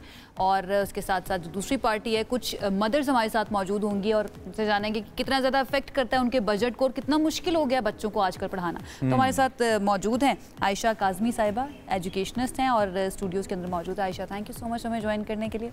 इसके साथ साथ अगर आप मेरी लेफ़्ट तरफ देखें तो काफ़ी सारी ख़वातीन आपको यहाँ पर नज़र आएंगी जो रिप्रेजेंट कर रही हैं मदर्स को जिनके बच्चे जो हैं वो पढ़ने के लिए जाते हैं और ये सब बहुत ज़्यादा अफेक्ट भी हुए हैं, जो फीसें बहुत ज़्यादा बढ़ चुकी हैं। तो मेरे साथ गुफ्तगू का आगाज़ बिल्कुल करते हैं और इनमें से कुछ लोग प्रोफेशनली खुद टीचर्स भी हैं। आप सबको welcome, thank you very much for coming. Thank you. सबसे पहले आयशा थोड़ा सा इस टॉपिक के हवाले से, क्योंकि आयशा बेसिकली स्कूल्स को रिप्रेजेंट कर रही हैं, तो हम थोड़ा सा ऑफ द रिकॉर्ड जो बात कर रहे थे, ये कहती हैं कि जो स्कूल्स हैं वो जस्टिफाई करते हैं इन सारे खर्चों को जो पेरेंट्स के ऊपर हमने कहा कि एक बर्डन की सूरत में। Ayesha, how do they justify? I mean समझ आता है कि फीसेस आपकी हैं या स्कूल्स की हैं और ज़्यादा भी हैं, वो जाहिर बात है मैं उसी स्कूल में अपने बच्चे को लेके जाऊंगा जहां मैं अफोर्ड कर सकता हूं, बट मैंने अगर फीस के अलावा किसी और मद में भी उतने ही पैसे पर मंथ देने हैं, वो एक बच्चा लेट्स सपोज अगर मुझे 10,000 में पढ़ना है और वो 20,000 में पढ़ता है, एक्स्ट्रा एक्सपेंसेस, तो हम इसको कैसे जस्टिफाई करें? अच्छा, जस्टिफिकेशन में इमरान देखें, जैसे आपने सवाल किया तो आधा जवाब तो आपने सवाल के अंदर ही दे दिया कि जब मैं एक स्कूल का इंतखाब करूं और फिर वहाँ पर फीस इतनी ज़्यादा हो और इंतखाब करने में आप ये देखें कि आपकी तरजीहात क्या है, आप क्या चाह रहे हैं। इस वक्त अगर हम ये कहें कि 43% प्राइवेट स्कूल सब बिल्कुल एक जैसी फ़ी ले रहे हैं, सब बिल्कुल एक जैसा काम कर रहे हैं, तो ये बिल्कुल गलत बात है। ठीक है, now there are tiers and tiers. कि एक टियर है जो कि आपकी पेडागोजिकली बिल्कुल होलिस्टिक लर्निंग पे फोकस करिए और वो हकीकतन कर रही है। आप उनके बच्चों को देखें, जब पाकिस्तान की इंटरनेशनल प्लेसमेंट्स की बात आती हैं तो उनका हिस्सा उसमें कितना है वो हमारे मुल्क के लिए एज अ नेशन, जब हम कहते हैं ना हमारा सॉफ्ट इमेज, तो वो पाकिस्तान का सॉफ्ट इमेज बनाने के लिए वो बच्चे बिल्कुल आगे खड़े हुए हैं। Are you getting me? अब बात आ जाती है कि जी ये जो मौकरी है या ये जो एक रवैया है कि बहुत ज़्यादा हम देखें किसी को हैंड कफ करके ज़बरदस्ती तो अपने स्कूल के अंदर नहीं ला रहे होते। It's all a matter of choices. Handcuff हो जाता है, sorry to cut you, handcuff ऐसे हो जाता है कि अब जैसे मेरे सामने एक फीस स्ट्रक्चर आपने रखा बीइंग अ पेरेंट कि लेट्स सपोज जी आपके बच्चे की फीस 20,000 रुपए महीने की, और मैंने अपने जहन में सोचा कि अच्छा 20,000 है, 5,000 10,000 इससे एक्स्ट्रा, बट जब मैंने इनरोल हो गया बच्चा और उसके बाद जब स्कूल्स की और डिमांड्स होती हैं स्कूल्स की कि आप ये खरीदें, इतना खरीदें, यहाँ से खरीदें, ये खर्चा है, ये लेके आए, और बच्चों को वो करना पड़ता है, तो वो जो सरप्राइज एलिमेंट है ना असल में वो परेशान करता है लोगों को। फीस तो आपने मुझे बता दी, आई एग्री जी, मैं इसी की तरफ आ रही थी इमरान कि वो एलिमेंट कितना है, कौन सा स्कूल है और कितना है। हम देखें किसी एक चीज़ की खराबी से पूरी की पूरी ऑर्गेनाइजेशन को लेबल नहीं कर सकते। अगर मिसलेनियस चार्जेस इतने ज़्यादा हैं तो पोर्टल्स बने हुए हैं, आप रिपोर्ट करें, आप शिकायत करें, आप स्कूल बदलने का सोचें। अगर ट्रांसपेरेंसी है फिर अपने बच्चे को, मैं पेरेंट्स की तरफ आपकी इजाज़त से जाती हूँ, उनसे ज़रा जानते हैं कि कितना ज़्यादा उनके बजट के ऊपर इसका अफेक्ट होता है। आपको लगता है अभी नया साल शुरू हुआ है बच्चों का, कितना ज़्यादा बजट डिस्टर्ब होता है एंड यू थिंक जस्टिफाइड है जो इस वक्त सारी फीस होती है या फिर फीस स्ट्रक्चर है, इसके अलावा जो खर्चे होते हैं? Actually as a representative of parents, मेरे जो प्राइवेट स्कूल्स ऑर्गेनाइजेशन है या एक सेक्टर है, इससे मेरे कुछ सवालात हैं, अगर मैम आयशा जो है आंसर करें उनको। नंबर 1 इज़ लाइक फ़ी हमें पता है कि क्या है। जब हम अपने बच्चे को किसी स्कूल में एनरोल करवा रहे हैं तो एवरीवन नोस के क्या एक्सपेंसेस होंगे कि और क्या फ़ी होगी, बट फिर एज अ सरप्राइज़ हमें डिफरेंट हेड्स के अंडर चार्ज किया जाता है, लाइक मिसलिनियस एक्सपेंसेस के अंडर और डेवलपमेंट चार्जेस। वही बात जो इमरान ने सवाल किया एग्जैक्टली। तो वो पेरेंट्स के लिए एक सरप्राइज़ होती है। और जिस तरह से आपने कहा कि पाकिस्तान में इतनी इन्फ्लेशन चल रही है, उसके हिसाब से अगर किसी के 1 या 2 बच्चे हैं, 3 बच्चे हैं, तो उनके लिए बहुत मुश्किल हो जाता है कि बच्चों को इक्विवेलेंट तालीम देना। अच्छा, मैं अगर आपसे फर्स्ट इन्फॉर्मेशन पूछूं, एक तो आपका बच्चा किस ग्रेड में है, थोड़ा सा हमें ये बताइए, और फीस के अलावा जो खर्चे हैं तकरीबन वो कितने % बढ़ जाते हैं? लेट्स सपोज अगर 100 रुपये फीस है तो एक्स्ट्रा खर्चे कितने आ जाते हैं उसके ऊपर? थोड़ा सा हमें स्ट्रक्चर भी बताइए, फिर हम आयशा से इसका जवाब भी लेंगे। एक्चुअली अगर फ़ी लाइक 15,000 चार्ज की जा रही है या 20,000 चार्ज की जा रही है, तो जब इवेंट्स आते हैं तो वो मेरे ख्याल में डबल हो जाता है। अच्छा, लाइक यस। और इसके साथ यानी कि फीस 15,000 है और एक्स्ट्रा खर्चे 30,000 तक पहुंच जाते हैं। यस, क्योंकि डिफरेंट इवेंट्स में बच्चों को कॉस्ट्यूम्स चाहिए होते हैं। फिर अगर कुछ लाइक कुछ फूड से रिलेटेड कुछ ऐसे इवेंट्स हैं तो बच्चा कहेगा कि मामा हमें आज पिज़्ज़ा चाहिए या हमें कुछ बाहर का आइटम चाहिए और अम्मा के होम कुक्ड फूड हमें नहीं चाहिए। तो वो आपको पता है कि जब बाहर से हम ऑर्डर कर रहे हैं तो वो एक मील जो है वो एटलीस्ट 3 to 5,000 के अंडर वो पड़ जाता है। एक पेयर प्रेशर भी होता है कि अगर आपके फ्रेंड्स जो हैं क्लास के अंदर इस तरह का खाना लेकर आ रहे हैं तो आपको भी अपने बच्चे को देना पड़ता है। और बच्चा ये भी कहता है कि मामा सिर्फ हमारे लिए ना दें बल्कि हमारे फ्रेंड्स के लिए भी दें। तो वो चीज़ें जो है वो एड अप होती जाती हैं। अच्छा, इसको अगर मैं थोड़ा सा कैटेगराइज करूँ, मैं कहता हूँ जरा इशू सामने आ जाए फिर इसकी सोल्यूशन पे बात हो जाए। एक तो आपने कहा कि जो मुख्तलिफ इवेंट्स होते हैं इस पे एक्स्ट्रा पैसे जाते हैं। बुक्स भी कंपैरेटिवली स्कूल के अंदर से महंगी मिलती हैं एज कम्पेयर टू मार्केट, उसका भी इशू है आपको? यस, बाज़-औक़ात स्कूल की तरफ से मिलती हैं, वो फ़ी में इंक्लूड होते हैं चार्जेस। और बाज़-औक़ात स्कूल्स कहते हैं कि उनके जो अप्रूव्ड वेंडर्स हैं उनसे ली जाएं बुक्स या यूनिफॉर्म उनसे लिया जाए, या बाज़-औक़ात आपको मार्केट से यूनिफॉर्म नहीं मिल रहा होता, वो आपको स्कूल से ही लेना पड़ता है। तो आप खुद बताएं कि जब मार्केट से हम एक चीज़ लेते हैं तो वो कंपटीशन बेस पे हमें as compare to less prices bargain भी कर सकते हैं, डिस्काउंट भी ले सकते हैं। एग्जैक्टली। बट स्कूल में हम बार्गेन नहीं कर सकते क्योंकि वहाँ पर तो एक इमेज ही अजीब सा जा रहा होता है ना कि लाइक अगर हम बार्गेन करेंगे तो वो एक इम्पैक्ट जाता है कि शायद ही अफोर्ड नहीं कर सकते। अब जिस तरह से वर्किंग क्लास है जहाँ पर मदर और फादर दोनों both parents they are working और वो चाह रहे हैं कि बच्चों को अच्छी क्वालिटी एजुकेशन दी जाए, और उसके साथ अगर पेरेंट्स को इस तरह से प्रेशराइज किया जाएगा। मैटर ऑफ स्टेटस क्यों बनता जा रहा है, ये हम आपके सवाल आयशा की तरफ लेकर चलते हैं। इसमें जितने आपका सॉरी मैं नाम नहीं पूछा मैंने आपका। My name is Ayesha. अच्छा, lots of Ayesha in the studio. Ayesha, इसमें फिर ये भी तो है ना कि जब आप स्कूल जा रहे हो तो उस वक्त आपको पता तो होता है कि मेरा बच्चा किस सोसाइटी के बच्चों में पढ़ेगा, जो आयशा का पॉइंट है। मैं इसका जवाब इन्हीं से लूंगा, आपके जो पॉइंट्स है आप प्लीज वो जो मैटर ऑफ स्टेटस की बात। जी, ये मैटर ऑफ स्टेटस, तालीम के लिए अगर एक बच्चा जा रहा है तो वहाँ पर तालीम तो मुझे लगता है प्रायोरिटी में नीचे चली जाती है। ये चीज़ें ऊपर आ जाती हैं कि मेरा क्लास फेलो जो है ना वो इस तरह के कपड़े पहन के, इस तरह के जूते या इस तरह की चीज़ें लेकर आ रहा है तो मुझे भी वो लेकर जाना है। एंड देन बुक्स की, कॉपीज़ की जो बात की, क्यों बाहर से नहीं ले सकते, या इसमें ऐसा लगता है कि बिजनेस मॉडल को ज़्यादा फोकस में रखा जा रहा है? अच्छा देखिए आयशा, उसमें यह है कि जैसे मैंने पहले कहा कि 43% में काफ़ी सारे टियर्स हैं, काफ़ी सारे मॉडल्स ऑफ स्कूल हैं। जहां मैं काम कर रही हूं वहां हम ऐसी कोई शर्त नहीं लगाते कि आपने हमसे किताबें लेनी है। पहली बात मैं इसकी वजाहत कर दूं क्योंकि आप इसको गलत समझती हैं? ये गलत है, बिल्कुल गलत है। बाहर मार्केट से लेनी चाहिए। अब आप देखें जो किताबें हम दे रहे हैं, अगर उसमें ऑक्सफोर्ड प्रिंटिंग प्रेस की कोई किताब है तो ना वो रेट हमने डिसाइड किया हुआ है, ना वो प्रिंटिंग हमने की हुई है, लेकिन वो किताब कितनी ऑथेंटिक है और कितने % प्राइवेट स्कूल उसे प्रेफर कर रहे हैं और उसमें एक साल के अंदर वो उन किताबों को तरजीह दे रहे हैं पढ़ाने में, वो एक अलग बहस है। अब आपने कहा स्टेटस सिंबल बनता जा रहा है, चीज़ों का कंपैरिजन देखें, दीनी हवाले से भी आप तरबियत के हवाले से देखें तो कंपैरिजन सबसे बुरी चीज़ है। हम अब देखें, अगर मेरे बच्चे, अब मैं आपको एक छोटी सी मिसाल देती हूँ। मेरे बच्चे छोटे थे तो मेरे नेफ्यू ने वो Xbox ख़रीदा तो मेरे बच्चे ने कहा कि अम्मी खाला के पास तो Xbox भी है, उनकी बेटी के पास तो लेटेस्ट iPhone भी है। मैंने कहा अच्छा बेटे तो फिर मामा बदल लो, आप खाला को मामा बना लो। Are you getting me? So you need to convey your child that this is my budget, this is my limit. अगर आपकी ईद मिलन पार्टी है तो मैं आपको पराठा रोल ही दूंगी। तो आप अपने देखें, हम आज उस सोसाइटी में रहते हैं जहाँ पेरेंट की जुबान पे नो नहीं है। स्कूल भी तो तरबियत करता है ना आयशा? बिल्कुल करता है। देखिए अब मैं आपको बिल्कुल एक सवाल मुझे पूछ लीजिए, रुकिए आप कोई और आप में से माइक प्लीज ले लें क्योंकि सवाल बड़ा इंपॉर्टेंट है। और वो सवाल ये है, कोई भी whoever wants to speak, वो ये कि ये जो जितने भी स्कूल इवेंट्स होते हैं मिस, आपके बच्चे अगर पढ़ते हैं, जो इवेंट्स होते हैं आपके ख्याल में ये इवेंट्स बच्चों के लिए ज़रूरी हैं जिनके लिए स्कूल्स इतने पैसे लेते हैं, उससे बच्चों को कोई हेल्प होती है या फिर नहीं, वो एक्स्ट्रा है और एक बिजनेस मॉडल है, स्कूल ने उससे अपना बिजनेस मॉडल पूरा करना है, पैसे निकालने होते हैं? आप कितना ज़रूरी समझती हैं इनको? इसके जो आंसर है वो ये कि स्कूल, जैसे मैडम ने कहा कि एक आपने भी कहा बिजनेस है, हब है, हर चीज़ है, but the thing is every school is dealing in different way. अब जिस स्कूल में मैं अपने बच्चे भेज रही हूँ, आई डोंट थिंक कि मैंने पूरे साल में कोई 10,000 से ज़्यादा पूरा साल अपने बच्चे के ऊपर स्पेंड किया। तो थिंग इज पूरे साल के अंदर अदर देन फी अच्छा स्पेंड किया, बट द थिंग इज किस तरीके से लेके चलना है इसको।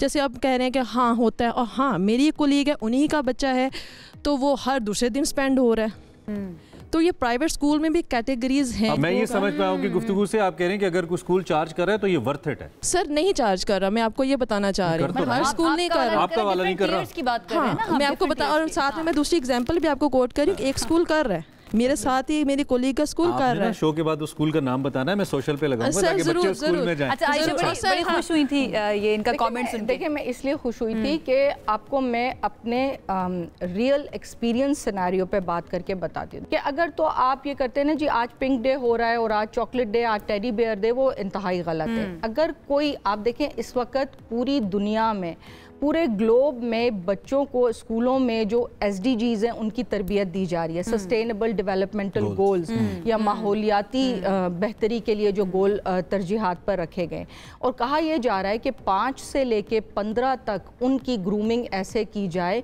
कि आने वाले वक्त में वो दुनिया की लीड जब अपने हाथों में लें तो वो इसकी सस्टेनेबिलिटी को जानते हों। But are we on right track? Ayesha मेरा सवाल है, are we on right track? ठीक है, कुछ स्कूल्स ऐसे हैं जो बहुत ज्यादा उन्होंने खुद दे दिया कि कुछ कर रहे हैं, कुछ नहीं कर रहे हैं। अब हम किसी का नाम यहाँ नहीं लेना चाहते क्योंकि obviously it's not a kind of a programme where we are prioritizing some school, we are talking in general that there are schools which are. हां जी, क्या स्कूल्स के लिए सर्वाइवल मुश्किल है इन डेज? लेट्स सपोज अगर उनकी नुमाइंदगी नहीं है, वो जो सारे चॉकलेट डेज, पिंक डेज मनाते हैं स्कूल के, हो सकता है वो यहाँ पे होते तो वो एक बेहतर आर्गुमेंट बिल्ड कर पाते हैं बच्चों को लेकर।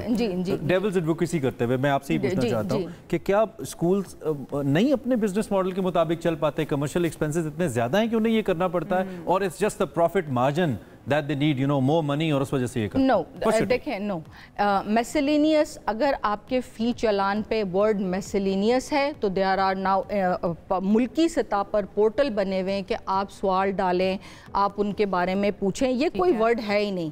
एक अच्छा, अब आप बिजनेस मॉडल को ले लें या एजुकेशनल मॉडल को ले लें, मैसेलिनियस कुछ होता ही नहीं है। They need to have a transparency.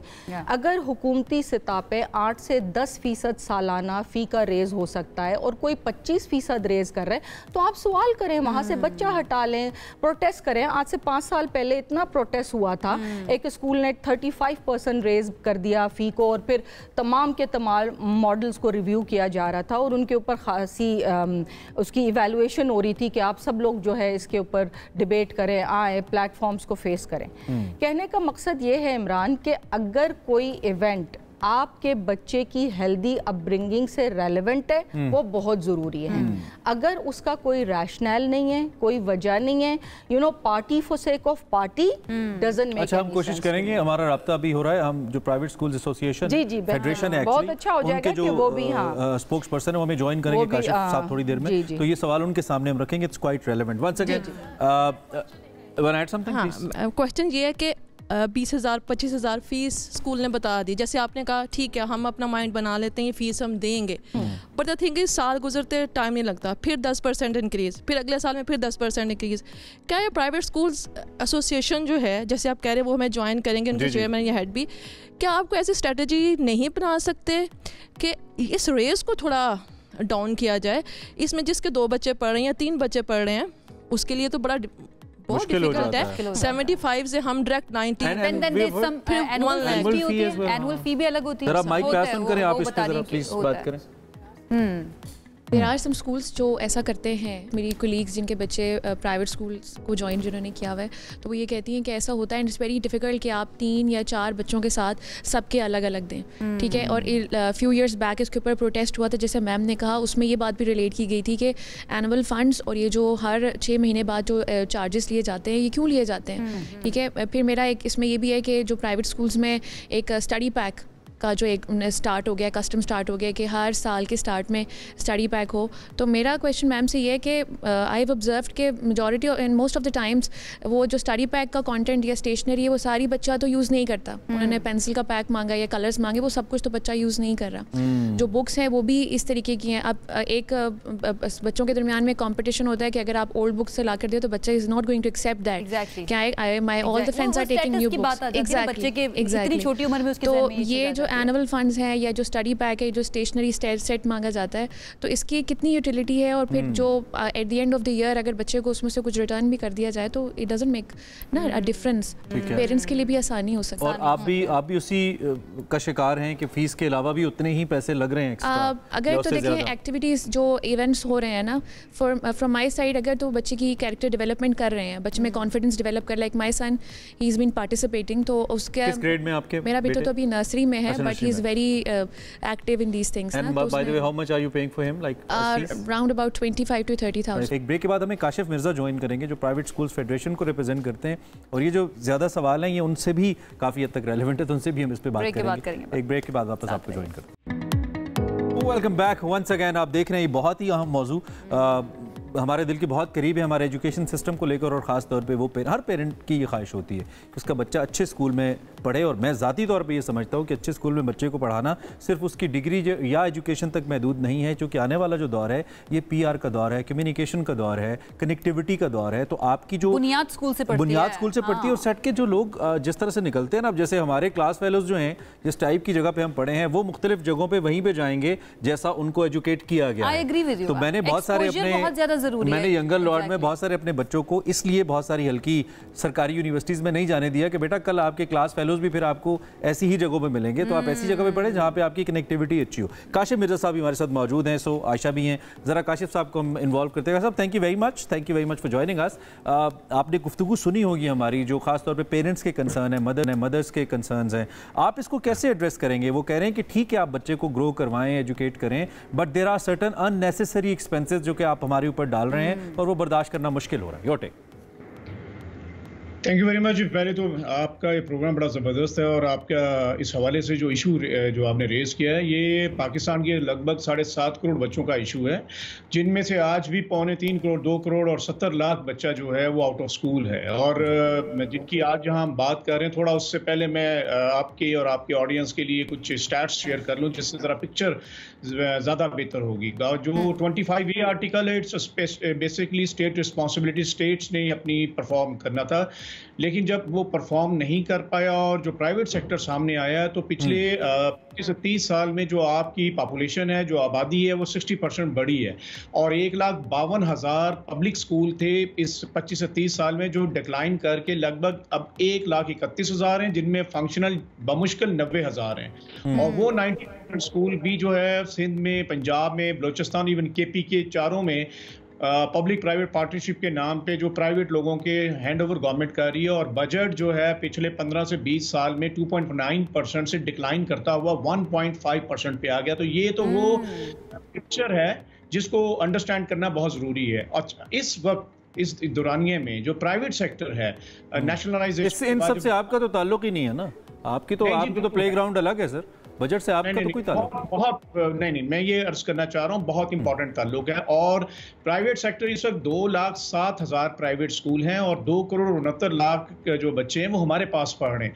अगर आप वो 2,70,00,000 और 2,69,00,000 इसको आप इस स्ट्रीम से बाहर निकाल दें, तो गवर्नमेंट के पास तो सिर्फ 2,19,00,000 बच्चे को कैटर कर रहे हैं। तो अब आप ये इस पिक्चर सामने रख के जो हकीकत है उसको जो समझना हम सब के लिए यही चीज तो एक्सप्लॉइट हो रही है। काशिफ साहब रुकिए, अगर हमारा मैं एक छोटा सा आर्गुमेंट दे लूं आपको, अगर हम अमेरिका या बर्तानिया होते ना, तो फिर ये 2,70,00,000 बच्चा आपके पास होना ही नहीं था, फिर आपके बिजनेस मॉडल चलने ही नहीं थे। ये चल इसलिए रहा है कि गवर्नमेंट इनकॉम्पिटेंट है, गवर्नमेंट के स्कूल्स अच्छे नहीं है, बच्चा आपके पास आ रहा है और प्राइवेट स्कूल्स उस बच्चे या उसके पेरेंट्स को एक्सप्लॉइट करते हैं इन टर्म्स ऑफ फीस। यही तो आर्गुमेंट है। नहीं, यही आर्गुमेंट जो है ना, ये एक सेगमेंट के ऊपर है। अब मैं ये आपको जो अगली बात शेयर करने लगा हूँ, अभी आप जहाँ पे बात करें, जो आपने यहाँ स्कूल यहाँ पे जो पेरेंट्स और जो डिस्कस हुआ है वो है आपने 20-25 हज़ार फीस स्ट्रक्चर या इससे ऊपर वाले स्कूलों की बात की है, जबकि स्टैट्स ये बताते हैं कि पूरे पाकिस्तान के 2,07,000 जो प्राइवेट स्कूल हैं उनमें से 3,000 फीस ब्रैकेट से नीचे वाले जो स्कूल हैं वो 85% है। 13% वो स्कूल हैं जिनका फीस ब्रैकेट 3,000 से 10,000 तक है। तो 98% तो वो स्कूल हैं जो 10,000 फीस ब्रैकेट से अब बाहर आई, और उनके पास जो बच्चे पढ़ रहे हैं वो हैं 2 करोड़ और 45 लाख बच्चे। लगभग 10 से 15 लाख बच्चे वो हैं जो इस 2% के स्कूल्स में पढ़ रहे हैं जिनकी आप यहाँ डिस्कशन कर रहे हैं। और पिछले मैं आपको बताऊं 7-8 सालों से 2015 टू ऑनवर्ड, जब से ये प्राइस वॉर एक चली और स्कूलों के ऊपर ये बात की गई और इसके ऊपर बहुत सी कानून साजियां भी हुई हैं, लेकिन एक बड़ा लैंडमार्क जजमेंट आई थी सुप्रीम कोर्ट ऑफ पाकिस्तान की। उसमें ये 2018 में डिसाइड हो गया था मैकेनिज्म, फीस स्ट्रक्चर जो है वो किस लेवल पे बढ़ेगा, और वो 5% है जो कि मैक्सिमम बढ़ सकता है, लेकिन विद कंसेंट और जस्टिफिकेशन आप मैक्सिमम 8% तक बढ़ा सकते हैं। बट वेयर एज आप खुद मानते हैं कि जो इस वक्त पाकिस्तान का जो इन्फ्लेशन रेट और जिस तरह डिवैल्यूएशन हुई है ये लगभग 30 से 35% पे गई है। अच्छा, एक नुकता बड़ा अहम है, मुझे एक सवाल मेरा सुन लीजिए। आप यहाँ तो एक क्रेडिट ना लें कि हम 2 करोड़ 70 लाख पाकिस्तान के बच्चों को पढ़ा रहे हैं, एक तरफ आप क्रेडिट भी ले रहे हैं और दूसरी जानिब आप कह रहे हैं कि वो 2 करोड़ 45 लाख तो वो हैं जो 3,000 से नीचे हैं। तो 3,000 से नीचे वाले हमीद पब्लिक स्कूल में तो मैं अपने बच्चे को भेजूंगा नहीं ना। मैं चाहूंगा कि मैं काशिफ साहब के या आयशा साहिबा के अच्छे स्कूल में भेजूं। आप अच्छे स्कूल, बच्चों का ये हमारा सुने ना काशिफ साहब, सुनिए, अब मैं अच्छे स्कूल में जब भेजूंगा तो फिर मुझ पे एहसान आप तब करें ना, मुझे अच्छी एजुकेशन कम पैसों में दें या मुनासिब पैसों में दें। डिस्क्रिमिनेटरी एक रवैया बना टुवर्ड्स पेरेंट्स और बच्चों का। देखिए जो एजुकेशन सिस्टम है उसके अंदर यही डिस्क्रिमिनेशन जो है ये पूरे सिस्टम का ब्रेक कर रहा है। आपके तबकाती निज़ाम है, हम ये समझते हैं। आपके जिन स्कूलों की बात करें इनके लिए एक स्पेसिफिक वर्ड जो है एलीट क्लास।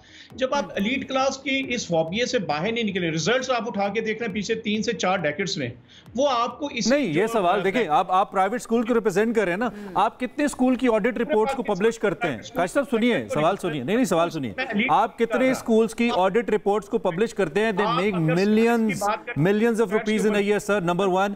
नंबर 2, आपकी कौन सा ऐसा चार्टर मौजूद है आपकी ऑफिशियल वेबसाइट के ऊपर कि भाई एक स्कूल अगर इन चीजों को टर्म्स को पूरा कर रहा है तो वो रेगुलरली एक स्कूल कंसीडर किया जा सकता है, वेदर ही इज चार्जिंग 30,000 और 3,000?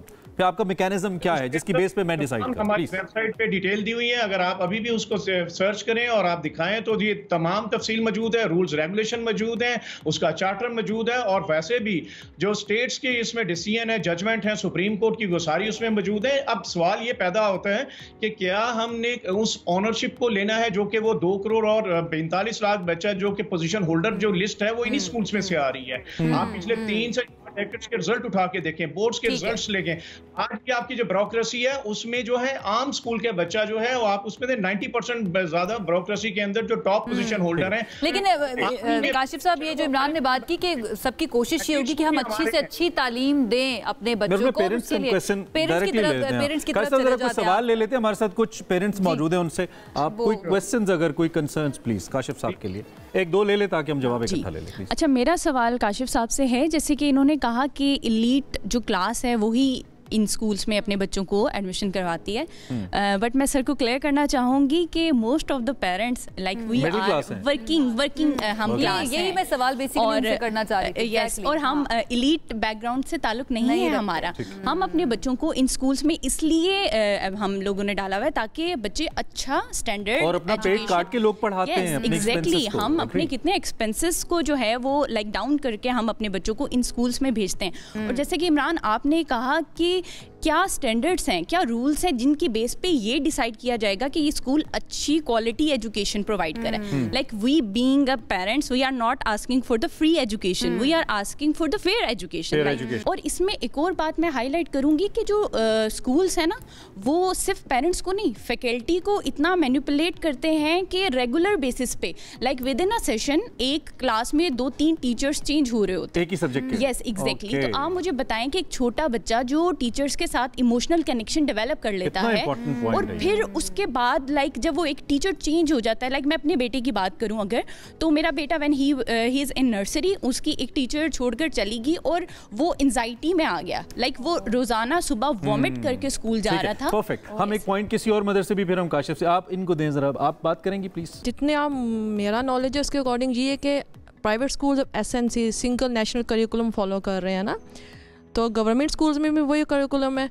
तो फिर ये फ़ीस, जो कि मेरा पहला कंसर्न था कि फ़ीस एक ज़्यादा, उसके बाद उसको रेज़ कर रहे हैं, मिसलेनियस से हट के मैं बात कर रही हूँ, तो फिर आप कैसे हमारे बच्चों को, हम इतनी फ़ीस दे रहे हैं और we are middle class working, we are working ladies, तो अगर हम ये सब पे कर रहे हैं और गवर्नमेंट स्कूल भी वही पढ़ा रहा है, सर हमें हमारे बच्चे में वो डिफरेंस क्लियरली नजर आना चाहिए, किस तरीके से वो डिफरेंस हमें मिल रहा है, लेकिन अभी तक वो चीज़ हम मयार नहीं है इतनी फीस देके। काशिफ साहब 3-4 सवाल आपके पास आ गए, अगर आप कैटेगोरिकली प्लीज।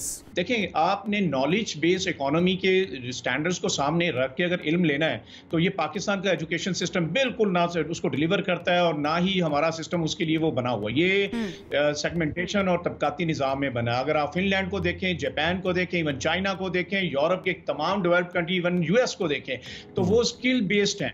और अब तो आर्टिफिशियल इंटेलिजेंस और टेक्नोलॉजी के दौर में ये वाला सिस्टम अगर आप चाहते हैं कि लेके चलें, तो ये एकेडमिया और इंडस्ट्री के साथ मैच नहीं करता। यही वजह है कि हमारे सारे रीजन में हमारी जो ग्रोथ है वो सबसे पीछे इसलिए है क्योंकि हमारा जो एजुकेशन एकेडमिया है वो इंडस्ट्री को मैच नहीं करता। ये बच्चे पढ़ भी जाते हैं। आप आइडेंटिफाई भी कर रहे हैं प्रॉब्लम को, बता भी रहे हैं और नंबर्स की भी बात करें, इसको हल करने के लिए, रिजॉल्व करने के लिए या बेहतर करने के लिए क्या किया जा रहा है? आपकी फेडरेशन की जानिब से क्या किया जा रहा है, ये बताइए। काम पहले तो स्टेट का है और स्टेट रिस्पॉन्सिबिलिटी है। अगर स्टेट एक डिजाइन ही ऐसे बाय डिजाइन वो उसको डिफॉल्ट रखती है कि इसमें सिर्फ एक मखसूस क्लास की जो औलाद है, अभी आपने कहा कि मेरा बच्चा नहीं, हम तो स्टेट की काशिफ, आप गुफ्तगू को डाइवर्ट करें प्लीज, ऐसा मत कीजिए। आप स्कूल्स पे रहिए, स्कूल्स के अपने रूल्स हैं, आप लोगों की अपनी बॉडीज हैं, आप लोग अपने पैसे, आप कितने पैसे स्टेट को दे रहे हैं जी? नहीं सर, रुकिए ना। नहीं, एलीट को आप साइड पे कर दें। आप मिडिल क्लास की, हम जिस तबके की बात कर रहे हैं, आप अब जैसे आप AI की बात कर रहे हैं, क्या आपकी फेडरेशन ने, आपने कभी स्कूल्स में जाके मॉनिटर किया है कि किस किस स्कूल में आर्टिफिशियल इंटेलिजेंस पढ़ाई जा रही है, या जो आर्टिफिशियल इंटेलिजेंस पढ़ाने वाले जो टीचर है उसकी क्या क्वालिफिकेशन है, वो खुद कितना पढ़ा हुआ है या पढ़ी, ये आपने कभी देखा है? कोई ऐसा मैकेनिज्म है? मैं आपसे कह रहा हूं, जब आपका एजुकेशन सिस्टम बाय डिफॉल्ट बना ही ऐसा नहीं है, वो ही पढ़ाएगा ना, जो स्टेट जो है वो डिटरमिन करेगी। ये सिस्टम तो आपने बनाना है ना, प्राइवेट वालों ने तो अपने आप को खुद डिफाइन करना है ना सर। आप वजीर तालीम के अंडर उस तरह से तो नहीं आते, आप तो इंडिपेंडेंट बॉडी हैं। वो तो बाय डिफॉल्ट बना ही वैसा नहीं है। तो यही तो मैं गुजारिश कर रहा हूं कि जब तक इसको रिव्यू ना किया जाए। Who will review it, sir? Who will fix it? Who will do it? क्यों ना, ये मुमकिन नहीं। Who will do it? Who will review it? कौन करेगा इसको ठीक? The state would do it. It's a state responsibility. इसको लेके कौन जाएगा स्टेट के पास कि ये ठीक नहीं है निजाम, ये डिस्क्रिमिनेटरी है, इसको आपकी फेडरेशन लेके जाएगी, इसके ऊपर बात करेगी, या किया है अभी तक? सिर्फ मखसूस एक तबका है जो बेनिफिट लेता है और वही नस्ल दर नस्ल जो रूल करना चाहता है ये उसके लिए सपोर्ट करता है। ये आम, आप देख ले पाकिस्तान इस वक्त चाइना से, इंडिया से या रीजन के अंदर किसी भी दूसरे कंट्रीज से एजुकेशन में हम बहुत पीछे हैं। और यही वजह है कि आज भी यही तो अफसोस है कि इतना खर्च करने के बाद, हमारी बातें कर रहे हैं लेकिन फिक्सेशन की तरफ नहीं आ रहे, इतना पीछे हैं। हम कोशिश थोड़ा सोल्यूशन की तरफ आने की बात करते हैं। काशिफ साहब, मैं आयशा की तरफ आ जाऊं। आयशा, आप सुन भी रही हैं काशिफ साहब की सारी बात, सोल्यूशन क्या है? देखें, अगर हम 196 नंबर पे है ना आयशा, तो एक रात में हम पहले नंबर पे नहीं आ जाएंगे, ठीक है। एक तरक्की पजीर और गुर्बत की लकीर से नीचे के मुल्क में ज़मीन आसमान का फ़र्क होगा। जैसे इमरान ने कहा कि वहाँ तो रियासत और सारे के सारे बिजनेस मॉडल्स अमेरिका, इंग्लैंड में इस तरह काम कर रहे हैं कि तालीम सबके लिए है, तालीम आम है, बेसिक राइट में आ जाता है। हमारे मुल्क में तालीम एक लग्जरी है। आपको समझ आ रही है मेरी बात? यहीं से शुरू हुई है। It's a luxury, it's not a necessity any more, ठीक है। जो आप 2.5 करोड़ बच्चे की बात करें, वो भी पाकिस्तान का बच्चा है ना। अब वो तो प्राइवेट स्कूल का बच्चा नहीं है। उनके साथ मैं इत्तेफाक इस बात पे करूंगी कि उस 2.5 करोड़ के लिए कोई स्कूल देखना, कोई जेब खर्च देना, उनके आज आप देखें, आज आप कह रहे हैं कि हम इक्वल राइट्स की बात करेंगे। 1 मई को मेरी गाड़ी रोड पर चल रही है और मैं देख रही हूँ तमाम ग्रे स्ट्रक्चर के ऊपर मजदूरों का इज्तिहाम लगा हुआ है। यहाँ आप इंसाफ की बात करेंगे, यहाँ आप इक्वल राइट्स की बात एक तो ये कि thank you very much for at least confessing this thing, because आप खुद एजुकेशन सेक्टर से बिलोंग करती हैं कि एक लग्जरी बन चुका है और आई बिलीव पेरेंट्स उस चीज को फेस कर रहे हैं, खासतौर पे मिडिल क्लास वाले लोग जो बेचारे चाहते हैं कि हम खुद तो काम करें, हमारे बच्चे अच्छे स्कूल्स में पढ़ जाएं, वहाँ पे जहाँ पे अच्छे मालदार लोगों के बच्चे पढ़ रहे हैं। थोड़ा सा अगर हम मीडियोकर क्लास के मसाइल को एड्रेस करें, कहीं ना कहीं हम सब उसका शिकार हैं। हल क्या निकल सकता है कि अच्छे स्कूल के अंदर अच्छी एजुकेशन ले बच्चा, लेकिन मुतनासिब फीस के साथ कोई ऐसा स्ट्रक्चर हो सकता है? आई बिलीव सिर्फ प्रॉफिट रेशियोज कम करने हैं अभी फिर मैं हम नाम किसी का नहीं लेंगे, लेकिन जितना भी उन्होंने कहा ना, ये उसमें आते हैं, एलीट में आते हैं, 25,000 से ज़्यादा एलीट में आता है।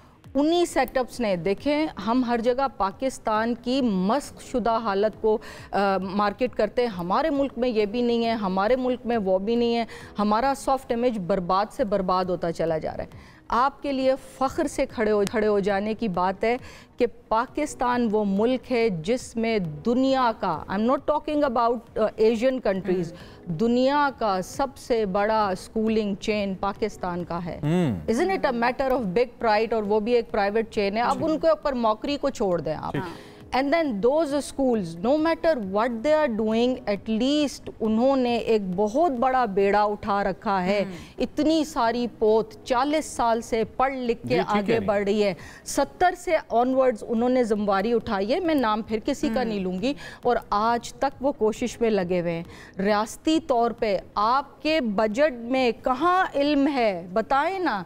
अगर माना कि जी हम क्या रिफॉर्म्स ला रहे हैं, बगैर हैंड्स इन हैंड्स हम क्या रिफॉर्म्स ला सकते हैं? हम एक बेंगलोर में खोलते हैं, उस पर 10 रेस्ट्रिक्शंस लग जाती हैं, 10 तरह के फाइन्स का ऑर्डर आ जाता है। कोशिश भी तो ये प्राइवेट स्कूल्स कोशिश भी तो नहीं कर रहे ना, क्योंकि अगर कोशिश करेंगे हैंड इन हैंड गवर्नमेंट के साथ चलने की, तो उनके अपने प्रॉफिट मार्जिन नीचे हो जाएंगे। वो फिर वाइस द वर्सा है ना आयशा। गवर्नमेंट स्टेबल होगी, एक होगी, कोई रिफॉर्म्स लाएगी, वो इम्प्लीमेंट होंगे, तो ये वाला सिस्टम। आई रियली बिलीव कि ये जो है ना बेसिक्स की बात है, अगर हम बेसिक्स में ही इतना ज्यादा कॉम्प्लेक्स सिचुएशन है और उलझे हुए हैं, काशिफ साहब ने सारे मसाइल का इदराक करने के बाद बड़ी खूबसूरती से उन्हें लोगों की तरफ ही मोड़ा। लेकिन काशिफ साहब, आपके ऊपर ओब्वियसली बहुत जिम्मेदारी इस सेंस में, एक तो हम डेफिनेटली आपको खिराज तहसीन पेश करते हैं सभी स्कूल्स को जितना काम आप लोग कर रहे हैं, लेकिन दूसरी जानिब ये जो मिसलेनियस की टर्म्स हैं, ये एक्स्ट्रा कुरिकुलम की टर्म के अंदर जो पैसे वालिदैन देते हैं, ये बहुत भारी हो जाते हैं। इशू तो कंसीडर किया जाए, इशू कंसीडर किया जाए, कोई मैकेनिज्म बना दें सर, कोई 2-4 डेज मना लें इसके अंदर और बच्चों को बाकी डेज फ्री में भी सेलिब्रेट करवा दें, कुछ नहीं होता। कोई mechanism sir, solution please, last comment. जो आप फरमा रहे हैं, आई डू एग्री कि कोई भी एक्सप्लॉइटेशन किसी भी लेवल पे को करता है तो उसको वो ना सिर्फ काबिल मजम्मत है, बल्कि उसमें हर उस जो एक्सप्लॉइटर है उसके खिलाफ खड़ा होना चाहिए। तो ये तो मैं आपसे एग्री करता हूँ, but at the same time मैं ये भी क्या बात कह रहा हूँ कि जो मौजूदा एजुकेशन सिस्टम है, जब तक आप इसको ओवरऑल नहीं करेंगे, और जो एकेडमिया और इंडस्ट्री के जो तकाजे हैं, और जो उसका हल सिंगल नेशनल करिकुलम नहीं, सिंगल एजुकेशन सिस्टम है, जहाँ क्लास डिस्क्रिमिनेशन के बगैर और जेंडर डिस्क्रिमिनेशन के बगैर अगर आप देंगे बच्चों को एजुकेशन, तो तब हो जाएगा। अभी मेरा 2.5 करोड़ 3 करोड़ बच्चा जो अगर आउट ऑफ स्कूल है, उसके लिए कोई फैसिलिटी नहीं, और जिस तरह बाकी यहाँ पे बात की जा रही है, अगर जो एक क्लास है उसके बच्चे के लिए सब फैसिलिटीज मौजूद हों, तो ये वो डिस्क्रिमिनेशन है जिसे हमें निकलना है। और अगर आप वाकई हकीकी मानों में कौम बनना चाहते हैं और आप चाहते हैं कि आप अपना 65% जो यूथ है उसको कैपिटलाइज करें और उसको एसेट बनाएं, तो तब वो मुमकिन होगा जब आप सिस्टम। अच्छी बात है कि आपने बहुत बहुत शुक्रिया। काशिफ मिर्जा साहब हमारे साथ मौजूद है। आई होप जो बातें करके हल के लिए कोई काम भी किया जाए। Accountability I believe is very very important. अगर कोई एक्सप्लॉइट कर रहा है पेरेंट्स को, बच्चों के माँ बाप को ज़्यादा पैसे ले रहा है, तो अकाउंटेबिलिटी होना बहुत ज़्यादा जरूरी है। इंटरेस्टिंग पार्ट इज कि काशिफ साहब उन 1.5 करोड़ बच्चों को पॉइंट आउट तो करते हैं, मतलब राइटली सेट कि जी वो स्कूल से बाहर हैं, लेकिन प्राइवेट स्कूल्स उनमें से कितने बच्चों को अट्रैक्ट करें कि कम स्टडी विद अस, हम और प्रॉफिट जनरेट कर रहे हैं, लेकिन हम 10, 20, 5%, 10% ऐसे भी हैं जिन्हें हम वैसे एजुकेट करते थे। तो ऐसा कोई मॉडल मेरे इल्म में नहीं है। या तो ऐसे स्कूल्स हैं जो बिल्कुल ही फ्री एजुकेशन देते हैं, जो चैरिटीज़ पे चलते हैं, वो एक अलग मॉडल है, लेकिन कमर्शियल मॉडल पे चलने वाले कोई स्कूल कम से कम मेरे इल्म में नहीं है कि वो अगर एक महीने बच्चा फीस ना दे और किसी जेन्युइन रीजन की वजह से उसकी डिले हो, उसे कहे ठीक है बेटा इट्स ओके आप पढ़ो। कोई गुंजाइश बिल्कुल भी नहीं है। माँ बाप खुदकुशी करें, कुछ करें, फीस लेके आओ, और वो बच्चे को बेइज्जत भी करते हैं। तो ऐसे केसेस के अंदर प्राइवेट स्कूल्स के अंदर अगर एक मैकेनिज्म लाया जाए कि कि वो पेरेंटल एक पेरेंट्स के लिए एक सपोर्ट मैकेनिज्म हो कि उनको सपोर्ट करें in case of bad times, तो मेरे ख्याल में कुछ ना कुछ बेहतरी आ सकती है और तो नजर रखा जाए सारे, बिल्कुल आ सकती है। एंड स्टेटस को खुद भी मेरे ख्याल से तोड़ना चाहिए। ज़रूरी नहीं है कि एहतजाज होगा तो ही बात होगी या फिर मीडिया पर पॉइंट आउट किया जाएगा तो ही बात होगी। पेरेंट्स अगर आके खुद भी बात करें तो थोड़ी सी जरा उनको लीनियंसी देनी चाहिए। एक बहुत इंपॉर्टेंट पॉइंट है, महंगे स्कूल्स के अंदर बाज़ औक़ात पेरेंट्स भी बच्चों को भेजकर खुद बेफिक्र हो जाते हैं, क्योंकि बच्चा 30,000 वाले स्कूल में पढ़ रहा है तो स्कूल सब कुछ सिखा देगा। स्कूल सब कुछ नहीं सिखाएगा। तब भी आप ही वो बड़ा अच्छा आपने कल्चर की बात की थी और ग्रोथ की, यहाँ पे किसी ने ब्रॉटअप की बात की थी, तो वो तो बच्चा घर से ही लेके जाता है। मेरे सामने कई ऐसे केसेस है, बच्चे महंगे स्कूल से पढ़े, वो स्कूल उनका कुछ नहीं बिगाड़ पाया, और बहुत सारे ऐसे केसेस है बच्चे बेसिक स्कूल से पढ़े लेकिन उनका जो ब्रॉटअप था उन्होंने उनको एक अच्छा इंसान बनाया। So this is very important. खैर Ayesha, thank you very much, आप तशरीफ लाई, बहुत अच्छी गुफ्तगू रही और बड़ा प्रोडक्टिव था। आप लोगों का भी बहुत शुक्रिया, thank you very much. I hope हम एड्रेस कर पाए जो रेलेवेंट पॉइंट्स थे इस शॉर्ट टाइम के अंदर, और आइंदा भी करते रहेंगे इंशाल्लाह। एक ब्रेक की तरफ जाना, ब्रेक से वापस आएंगे, मजीद बात करेंगे। Stay with us. Welcome back once again watching सुबह से आगे।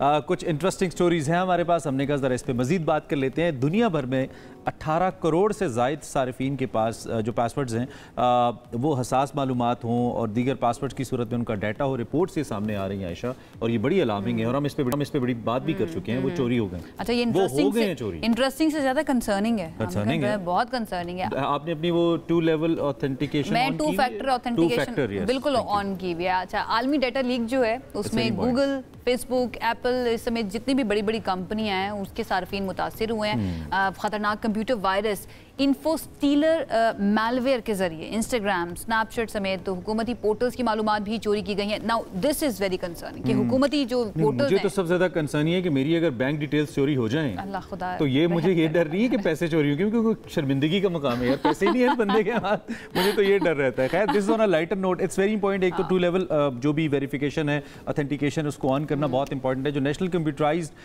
कंप्यूटर इमरजेंसी रिस्पांस टीम है उसने एक एडवाइजरी भी जारी की है। जो पाकिस्तानी जितने भी सारिफ हैं उनको अपने अकाउंट्स के पासवर्ड्स को तब्दील करने की बात की गई है। एडवाइजरी ये भी कह रही है कि ये जो डाटा लीक है इससे शनाख्त चोरी हो सकती है, अकाउंट हैक हो सकता है और मुख्तलिफ किस्म के मसाइल हो सकते हैं, मुख्तलिफ हमले हो सकते हैं वायरसेस के। सो जो भी सरकारी इदारे हैं या मालियाती अकाउंट्स हैं वो भी इससे मुतासर हो सकते हैं। तो आपके लिए यही है कि आप अपनी 2 फैक्टर जो ऑथेंटिकेशन है उसको आप फाल करें।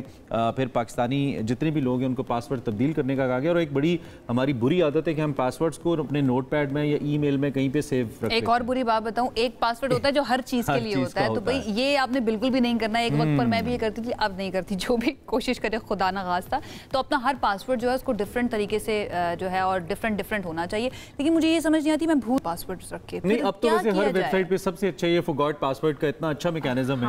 आपने अगर अपना मोबाइल फोन रजिस्टर किया हुआ है या ईमेल रजिस्टर किया हुआ है तो every time when you forget just simply go for the forgot password. 2 factor authentication बहुत ज्यादा इंपॉर्टेंट है, उससे आप बहुत जगह पर बच जाते हैं। और अभी ये जो खबरें आ रही है उसके बाद तो आपको वाकई में ऑन कर लेनी चाहिए अपनी 2 फैक्टर ऑथेंटिकेशन। अच्छा जी, एक और तहकीक जो है वो आपके सामने रखते हैं जिसमें इंकशाफ हुआ है कि रोजाना की बुनियाद पर आम घरेलू प्लास्टिक की मसनूआत में इस्तेमाल होने वाले केमिकल जो हैं वो हर साल दिल की बीमारी से होने वाली लाखों अमवात की वजह बन रहे हैं। साइंसदान ये बता रहे हैं और तवील अरसे से इन प्लास्टिक केमिकल्स की सेहत पर मुमकिना असरात के बारे में वो कहते रहते हैं कि भाई ये ठीक नहीं है। इन्हें थैलिड्स भी कहा जाता है और ये आमतौर पर कॉस्मेटिक्स में भी होते हैं। ये पढ़ के मुझे बड़ी अजीबो-गरीब और मैं परेशान भी हूँ कि कॉस्मेटिक्स जो हम यूज कर रहे हैं डिटर्जेंट्स के अंदर होते हैं। इसके साथ साथ जो सॉल्वेंट्स, प्लास्टिक के पाइप्स और जो कीड़े भगाने वाले स्प्रेज जो होते हैं उसके अंदर भी पाए जाते हैं। मतलब हर चीज़ के अंदर ये मौजूद के अंदर होते हैं। और मुज़र सेहत है, मुख्तलिफ रिसर्चेस की गई हैं इन केमिकल्स को।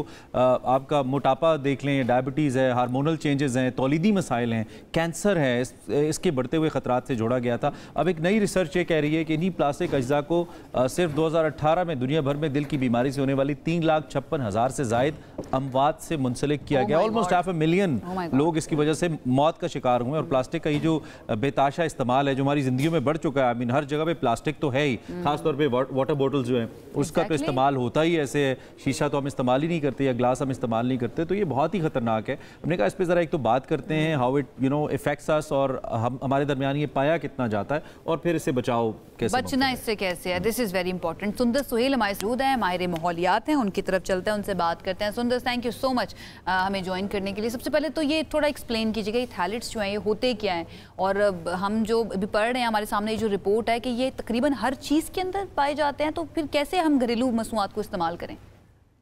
जी बहुत शुक्रिया। ये जो थैलेट्स होते हैं ये बेसिकली केमिकल कंपाउंड ग्रुप है जो कि प्लास्टिक को फ्लेक्सिबल और सॉफ्ट बनाता है। प्लास्टिक इंडस्ट्रीज़ में इसका इस्तेमाल होता है एक्सटेंसिवली और ये जो हमारी रोज़मर्रा की इस्तेमाल की चीज़ें होती हैं इसमें इस्तेमाल किए जाते हैं, जिसमें आपके परफ्यूम्स हो गए, जो शावर कर्टन्स होते हैं, शैम्पूज़ होते हैं, डिटर्जेंट्स होते हैं, इवन जो ये प्लास्टिक कंटेनर्स होते हैं इसमें मौजूद होते हैं। तो बहुत सारी ऐसी डेली यूजेज की चीज़ें होती हैं। इन सब का हार्ट डिजीजेस से फिर क्या ताल्लुक है? How does it get connected with the cardiac diseases? दिल की बीमारी का भी जैसे आपने जिक्र किया, तो जब ये आपकी ब्लड स्ट्रीम में दाखिल हो जाते हैं तो ये मिमिक करते हैं एस्ट्रोजन को और डिफरेंट हार्मोन्स को।